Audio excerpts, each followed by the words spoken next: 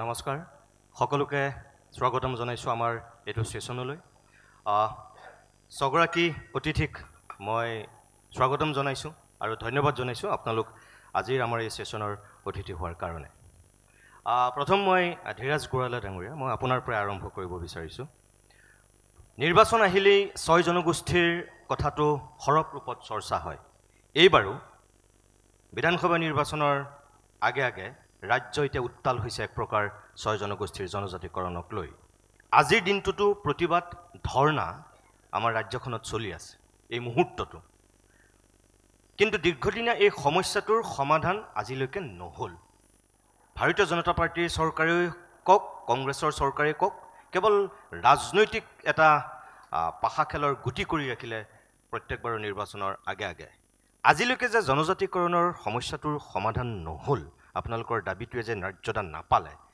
ইয়াৰ মূলতে কোন দায়ী বুলি ভাবে মই প্ৰথমে ধন্যবাদ জনাইছোঁ প্ৰতিদিন টাইমক বিশেষকৈ জনজাতিকৰণৰ এই জ্বলন্ত বিষয়টোক লৈ ইয়াতে যে 2025 যি এনক্লেভত আলোচনাৰ সুবিধা দিলে আমাকো আমন্ত্ৰণ জনালে তাৰ কাৰণে সকলোকে আমি 6টা জনগোষ্ঠীৰ হৈ ধন্যবাদ জ্ঞাপন কৰিছোঁ জনজাতিকৰণৰ দাবীটো আচলতে 3টা দশকৰ পৰা চলি থকা এটা দাবী 6টা জনগোষ্ঠীয়ে 3টা দশক ধৰি জনজাতিকৰণৰ আন্দোলন কৰিছে আৰু জনজাতিকৰণৰ কাৰণে যিখিনি আটাইতকৈ প্ৰয়োজনীয় ধৰক এছেম্বলি ৰিজলিউশ্যন লাগে সেয়া কাহানিবাই হৈ গৈছে তাৰ পৰৱৰ্তী সময়ত মিনিষ্ট্ৰী অফ ট্ৰাইবেল এফেয়াৰ্ছত 6টা জনগোষ্ঠীৰ জনজাতিকৰণৰ ৰিকমেণ্ডেশ্যন গৈছে মিনিষ্ট্ৰী অফ ট্ৰাইবেল এফেয়াৰ্ছে ৰেজিষ্টাৰ জেনেৰেল অফ ইণ্ডিয়া আমাৰ schedule tribes commission anthropological survey of India এই গোটেইকেইটা এজেঞ্চিৰ এপ্ৰুভেলৰ পৰৱৰ্তী পৰ্যায়ত বিষয়টো ইতিমধ্যে 2019ত ৰাজ্যসভাত এখন বিল উত্থাপন হৈ গৈছে তো দীৰ্ঘলীয়া সংগ্ৰামৰ পিছত 2019ত যেতিয়া আচলতে বিল উত্থাপন হ'ল ৰাজ্যসভাত বিজেপি চৰকাৰখনৰ দিনত তেতিয়া আমি সকলোৱে আশা কৰিছিলোঁ যে জনজাতিকৰণৰ গোটেই বিষয়টোৱে হয়তো এবাৰ এটা সিদ্ধান্তলৈ আহিব আৰু 6টা জনগোষ্ঠীয়ে জনজাতিকৰণৰ মৰ্যাদা পাব কিন্তু আটাইতকৈ দুৰ্ভাগ্যৰ কথা এইটোৱে যে কংগ্ৰেছে দীঘলীয়া শাসনকালত 6টা জনগোষ্ঠীক যেনেকৈ বিভিন্ন প্ৰলোভনেৰে চলচাতুৰে ঠগি ৰাখিলে ঠিক একেধৰণে বিজেপি চৰকাৰখনে ধৰক আজি 15টা বছৰত জনজাতিকৰণৰ বিষয়টোক লৈ কোনো এটা সঠিক সিদ্ধান্তলৈ নাহিল এতিয়া আচলতে আমাৰ কোনো বিকল্প নাই 6টা জনগোষ্ঠীয়ে বিধানসভা নিৰ্বাচনৰ প্ৰাক মুহূৰ্তত নাইবা লোকসভা নিৰ্বাচনৰ প্ৰাক মুহূৰ্তত আন্দোলন এইটো কাৰণেই কৰিবলৈ বাধ্য কাৰণ গণতান্ত্ৰিক এখন চৰকাৰক আপুনি হেঁচা প্ৰয়োগ কৰিবলৈ নিৰ্বাচনৰ প্ৰাক মুহূৰ্তত নিশ্চিতভাৱে আমি আন্দোলন কৰিবই লাগিব আৰু যিটো আন্দোলন বৰ্তমান মৰাণ মটক প্ৰতিটো জনগোষ্ঠীয়ে কুচৰাজবংশে চলি আছে চাহ জনগোষ্ঠীৰ আন্দোলন আৰম্ভ হ'ব তো এতিয়া আমাৰ মূল যিটো দাবী আছিলে সেই দাবীটো মই ভাবোঁ যে অকল 6টা জনগোষ্ঠীৰ জনজাতিকৰণ যে 6টা জনগোষ্ঠীৰে সমস্যাৰ সমাধান হ'ব নাই বা 6টা জনগোষ্ঠীৰ সামগ্ৰিক বিকাশ এনেকুৱা নহয় 6টা জনগোষ্ঠীৰ জনজাতিকৰণে সামগ্ৰিকভাৱে অসমখনক এক প্ৰকাৰে সম্পূৰ্ণৰূপে নিয়ন্ত্ৰণত ৰাখিব বিদেশী সমস্যাটোৰ পৰা অনুপ্ৰৱেশকাৰী সমস্যাৰ পৰা অসমখনক নিয়ন্ত্ৰণত ৰাখিব আজি তাৰিখত যি সময়ত চৰকাৰখনে বিভিন্ন উচ্ছেদ চলাই আছে যিবিলাক কোনো কাৰণত পাৰ্মানেণ্ট সলিউশ্যন নহয় আজি উচ্ছেদ কৰিছে সেইসকল মানুহ অসমতে আছে ক'তো ওলাই যোৱা নাই গতিকে স্থায়ী সমাধান আছিলে 6টা জনগোষ্ঠীৰ জনজাতিকৰণ আৰু সামগ্ৰিকভাৱে অসম যদি জনজাতি ৰাজ্য হিচাপে ঘোষণা হয় তেতিয়াও মই ভাবোঁ অসমৰ মাটি আৰু অসমৰ সম্পদ সুৰক্ষিত হৈ থাকিব চিৰদিনৰ কাৰণে আৰু যাৰ কাৰণে 6টা জনগোষ্ঠীৰ এই দাবীটোক লৈ মই ভাবোঁ যে যিকোনো এখন চৰকাৰ যিখন চৰকাৰে অসমৰ ভৱিষ্যত সুনিশ্চিত কৰিব বিচাৰে 6টা জনগোষ্ঠীৰ জনজাতিকৰণৰ দাবীটোক তেওঁলোকে খুব গুৰুত্ব সহকাৰে লৈ জনজাতিকৰণ কৰিব লাগিছিলে ইস্তাহাৰত বিজেপি চৰকাৰে ইস্তাহাৰত কৈছে ইলেকশ্যন মেনিফেষ্টত প্ৰতিটো ৰাজনৈতিক দলে কয় কিন্তু আল্টিমেটলি আমি যিটো অনুভৱ কৰিছোঁ যে একমাত্ৰ অসমৰ যিটো বৰ্তমানৰ লোকেল যিটো পলিটিকেল চিনেৰিঅ' এই চিনেৰিঅ'টো সাংঘাতিকভাৱে ডিষ্টাৰ্ব হ'ব বুলি আচলতে কোনো এটা পলিটিকেল পাৰ্টিয়ে 6টা জনগোষ্ঠীক জনজাতিকৰণ নকৰে কাৰণ বহু এছেম্বলি চিট তেওঁলোকে হয়তো হেৰুৱাব লাগিব 6টা কমিউনিটিৰ মানুহৰ কাৰণে ৰিজাৰ্ভ হ'ব আৰু যাৰ কাৰণে সম্পূৰ্ণ পলিটিকেল কাৰণত এই 6টা জনগোষ্ঠীৰ জনজাতিকৰণ এতিয়ালৈকেও কোনো এটা ৰাজনৈতিক দলে কৰা নাই ঠিক আছে মই মোহন বৰাৰ কাষলৈ আহিছোঁ চুতীয়া ছাত্ৰ সন্থাৰ সভাপতি এখেতে কৈছে যে এতিয়াৰ যিবিলাক ৰাজনৈতিক দল আছে তেওঁলোকৰ মোটামুটি সান্দহ খোৱা বালিত তল যাব যদি জনজাতিকৰণ কৰি দিয়া যায় কাৰণ বহুতে সমষ্টি হেৰুৱাব আপুনি ভাবে নেকি যে অকল সেইটো কাৰণতেই সঁচাকৈ জনজাতিকৰণ আপোনালোকৰ দাবীয়ে ন্যায্যতা পোৱা নাই প্ৰথমে ময়ো প্ৰতিদিন টাইমক আমাক এই আলোচনাৰে মাতি অনাৰ বাবে ধন্যবাদ জ্ঞাপন কৰিছোঁ যে জনজাতিকৰণৰ নামত আচলতে প্ৰতিটো ৰাজনৈতিক দলে প্ৰতিখন চৰকাৰে আচলতে ৰাজনীতিৰ নামত ৰাজনীতি কৰি থকা হৈছে। এইটো আমাক আচলতে 6 জনগোষ্ঠীক কংগ্ৰেছ চৰকাৰে প্ৰতাৰণা কৰিলে সেইমতে আমি জানো, আৰু বিজেপি চৰকাৰে 2014 চনৰ লোকসভা নিৰ্বাচনৰ প্ৰাক মুহূৰ্তত আমাক কি কৈছিলে আমি সকলোৱে জানো, যে নিৰ্বাচনী ইস্তাহাৰ প্ৰকাশ কৰিছিলে বৰ্তমানৰ প্ৰধানমন্ত্ৰীয়ে অসমৰ প্ৰতিখন নিৰ্বাচনী সভাত বক্তব্য আগবঢ়াইছে ছমাহৰ ভিতৰত কৰিম বুলি, আৰু তেওঁলোকে আচলতে আমাক 6 জনগোষ্ঠীক টুপি নহয় আচলতে জাপি পিন্ধাইছে স্পষ্ট কথা। আৰু 6 নিৰ্বাচনৰ প্ৰাক মুহূৰ্তত তেওঁলোকে আচলতে এই বৰশীটো পাই আচলতে 6 জনগোষ্ঠীক সন্তুষ্ট কৰিব বুলি ভাবিছে। আৰু আমি এবাৰ স্পষ্টভাৱে কৈছোঁ যে যেতিয়া বৰশীত মিছা মাছে যে বৰশী টোপ খায়, তেতিয়া আচলতে টোপটো শেষ হৈ যাব, কিন্তু মিছা মাছটো নাহে। গতিকে এইবাৰ 6 জনগোষ্ঠী ৰাইজ ইয়াৰ কাৰণে কেতিয়াও আচলতে আশ্বস্ত নহ'ব, স্পষ্ট কথা। আমাক যি ধৰণৰ প্ৰলোভিত কৰে বিভিন্ন সময়ত এই কথাবোৰ আমি কোনো কাৰণে সহ্য নকৰোঁ। আৰু মূল কথা হৈছে যে তেওঁলোকে আমাৰ ধীৰাজ গোৱালে আমাক কোৱাটো সঁচা কথা, যে তেওঁলোকৰ আচলতে গাড়ী যাব বুলি ভয়, যে ভৱিষ্যতে আচলতে 6 জনগোষ্ঠী জনজাতিকৰণ কৰিলে যে ভৱিষ্যত আপোনাৰ ST ষ্টেট হ'ব, আৰু ST ষ্টেট হোৱাৰ লগে লগে আচলতে ইয়াত কোনে শাসনৰ গাঁঠি ল'ব এই কথাটো আচলতে স্পষ্ট জলপট হৈ আছে। তাৰ কাৰণে আচলতে তেওঁলোকে বিভিন্ন ৰাজনৈতিক কূটকৌশল ৰচনা কৰি আচলতে জনজাতিকৰণ কৰিব নিবিচাৰে। গতিকে আমি আজি আপোনালোকৰ মঞ্চৰ পৰা যে এই চৰকাৰক আমি স্পষ্ট কৰি দিছোঁ যে আমাক যিকোনো মূল্যৰ বিনিময়ত আমি আমাৰ অধিকাৰ আমি আজৰি আনিম। আৰু চাওক যে তেওঁলোকে বিভিন্ন সময়ত বিভিন্ন প্ৰলোভিত কৰিব, প্ৰতাৰিত কৰি আমাক বিশ্বাসঘাতকতা কৰি বেছি দিন থাকিব নোৱাৰিব। যে বিশ্বত বিভিন্ন আন্দোলনসমূহ আছে কেনেকুৱা পৰ্যায়ত গতি কৰিছে তেওঁলোকেও ভবা উচিত আছে, যে সময় থাকোঁতে ভবাটো ভাল, যে অসমতো এনেকুৱা পৰ্যায়লৈ যাব। চাওক যেতিয়া বৰ্তমান আমি শাসকপক্ষৰ কথা অসমৰ ৰাইজে শুনি আছে যে এনেকুৱা যদি 6 জনগোষ্ঠী জনজাতিকৰণ দীৰ্ঘদিনৰ পৰা আচলতে প্ৰতাৰিত হৈ থকা হৈছে, আৰু এই প্ৰতাৰিত 6 জনগোষ্ঠী ৰাইজৰ যে খুবৰ উদগীৰণ হ'ব, এই শাসকক গাড়ীৰ পৰা উফৰাই আচলতে শাসকক বাঘজয় কাঢ়ি ল'বৰ কাৰণে 6 জনগোষ্ঠী ৰাইজৰ আচলতে কুণ্ঠাপূৰ্ণ কৰিব, স্পষ্ট কথা। মই স্বৰূপ গোহাঁইৰ কাষলৈ আহিছোঁ। আপুনি মটকৰ প্ৰতিনিধি হিচাপে যিহেতু আজিৰ আমাৰ এই জনজাতিকৰণৰ বিষয়টোত অংশগ্ৰহণ কৰিছে, আজিৰ দিনতো উজনি অসমত এক প্ৰকাৰ উত্তাল প্ৰতিবাদ হৈ আছে। প্ৰথমতে জনতাৰ সমৰ্থন আদায় কৰিবৰ কাৰণে, জনসচেতনতা বৃদ্ধি কৰিবৰ কাৰণে আপোনালোকে চেষ্টা কৰে, তাৰপিছত দাবী, ধৰ্ণা, আন্দোলন এইবিলাক কৰে, তাৰপিছত আদায় হৈ গৈ। কিন্তু এই জনজাতিকৰণৰ ক্ষেত্ৰত এই শেহতীয়াকৈ যিটো পৰিৱেশ পৰিস্থিতিৰ সূচনা হৈছে, আজিৰ দিনত অসমৰ মুখ্যমন্ত্ৰীয়ে কিছু সময়ৰ পূৰ্বে সংবাদ মাধ্যমৰ আগত বক্তব্য দিছে যে এনেকুৱা ধৰ্ণা প্ৰতিবাদ আন্দোলন কৰিলে জনজাতিকৰণ নহ'ব, আনকি বিজেপিয়ে যিটো কাম আৰম্ভ কৰিছে সেইটো আৰু পিছুৱাই যাব। বিশেষকৈ মটক আৰু মৰাণসকলে অৰ্থনৈতিক অৱৰোধ আৰম্ভ কৰিছে যিহেতু আজিৰ পৰাই উজনি অসমত, আৰু মুখ্যমন্ত্ৰীগৰাকীয়ে সেইকাৰণে চাগে এই বক্তব্যটো দিছে। তাৰ মানে ধৰ্ণা প্ৰতিবাদ আন্দোলনৰ কোনো হয়তো গুৰুত্ব নাই, যিটো কথা মাননীয় মুখ্যমন্ত্ৰী মহোদয়ে কৈছে। আৰু আপোনালোকে আকৌ কৈ আছে যে যিকোনো মূল্যৰ বিনিময়ত আদায় কৰিবই লাগিব, কৰিবই। কোনটো বিশ্বাস কৰিব এতিয়া মানুহে? চাওক, জনজাতিকৰণৰ বিষয়টো বিশেষকৈ উজনি অসমৰ আমি আদিম ভূমিপুত্ৰ হিচাপে মটক আৰু মৰাণ এই দুটা জনগোষ্ঠীৰ ইতিহাস জড়িত এটা জনগোষ্ঠী, আৰু এই দুটা জনগোষ্ঠীয়ে বিশেষকৈ জনজাতিকৰণৰ নামত বিভিন্ন সময়ত আপোনালোকে দেখিছে আমি ৰাজপথত আমি আন্দোলন কৰিবলগীয়া হৈছে। আমি AGP চৰকাৰকো আমি গালি দিব লাগিব, আমি কংগ্ৰেছ চৰকাৰকো গালি দিব লাগিব, একেই প্ৰতিশ্ৰুতি আৰু বৰ্তমান থকা শাসনত থকা এখন BJP চৰকাৰকো আমি গালি দিব লাগিব। আমি অকৰা মটক, আমি অকৰা মৰাণ, আমাক জনজাতিকৰণ লাগে, ক'ৰ পৰা আনি দিব বৰ্তমান মুখ্যমন্ত্ৰীয়ে দায়িত্ব ল'ব লাগিব, আৰু কি ফৰ্মুলা দিব তেখেতে ক'ব লাগিব। তেখেতে বৰ্তমান গাড়ীত বহি আছে, তেখেতে আমাক তেওঁ সেই সুবিধাখিনি কৰি দিব লাগিব। আমি একো নাজানো, আমি চিধা চিধি কথা, আমি খালুং বুলি ক'লে খালুং, হুলুং বুলি ক'লে হুলুং, লাগে বুলি ক'লে লাগে। আমি অকৰা মটক, আমি অকৰা মৰাণ, ক'ৰ পৰা আনি দিয়ে আমি নাজানো। আমি মংগল গ্ৰহৰ পৰা আনি দিয়া জনজাতিকৰণ, ক'ৰবাত বেলেগ গ্ৰহৰ পৰা আনি দিয়া জনজাতিকৰণ, আমি একো নাজানো। আমাক জনজাতিকৰণ লাগিবই, নহ'লে প্ৰতিবাদ চলি থাকিব।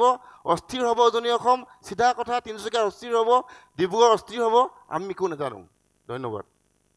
মই ডক্টৰ বিকাশ দহোটীয়া, মই বিকাশ দহোটীয়াক আপোনালোকৰ আগত এটা সুকীয়া পৰিচয় দিওঁ। তেখেত বৰ্তমান এগৰাকী চিকিৎসক আৰু মৰাণ ছাত্ৰ সন্থাৰ এসময়ৰ কেন্দ্ৰীয় উপসভাপতি, আৰু মৰাণ জনগোষ্ঠীৰ প্ৰথমগৰাকী চিকিৎসক হোৱা ব্যক্তি। মই ডক্টৰ দহোটীয়া, আপোনালোকে আজিৰ দিনত মৰাণ জনগোষ্ঠীৰ লোকসকলে অৰ্থনৈতিক অৱৰোধ কৰিছে, মই যিটো কথা স্বৰূপ গোহাঁইক ক'লোঁ, আজিৰ পৰা আৰম্ভ হৈছে। ইয়াৰ আগত আপোনালোকে গোটেই মটক মৰাণ মানুহ ওলাই আহি সেইদিনাখন কি প্ৰতিবাদ কৰিছে আমি দেখিছোঁ, গোটেই অসমৰ মানুহে দেখিছে। উজনি নামনি, আপোনাৰ কাষতেই বলোৰাম বৰ্মন বহি আছে। কোচ ৰাজবংশীসকলে নামনিত যেনেকৈ উত্তপ্ত কৰিছে, উজনিতো আপোনালোকৰ নেতৃত্বত এতিয়া যি প্ৰক্ৰিয়া আৰম্ভ হৈছে, সংবিধানৰ ৩৪২ ধাৰাত জনজাতিকৰণৰ যিখিনি কথা উল্লেখ আছে, বহুতে এতিয়া কয় যে এই ৬ জনগোষ্ঠীৰ ভিতৰত জনজাতিকৰণ দাবী কৰা বহুতৰ গাত সেই যিখিনি বিধি, যিখিনি নিয়ম আওতা সেয়া নাই, যিটোৰ কাৰণে বহুত অসুবিধা আছে। মৰাণ আৰু মটকৰ ক্ষেত্ৰত যদি মই সুধোঁ আপোনাক, সঁচাকৈ আপোনালোক জনজাতিৰ কাৰণে অযোগ্য নেকি? ধন্যবাদ প্ৰতিদিন টাইমক ইয়ালৈ মাতি অনাৰ কাৰণে।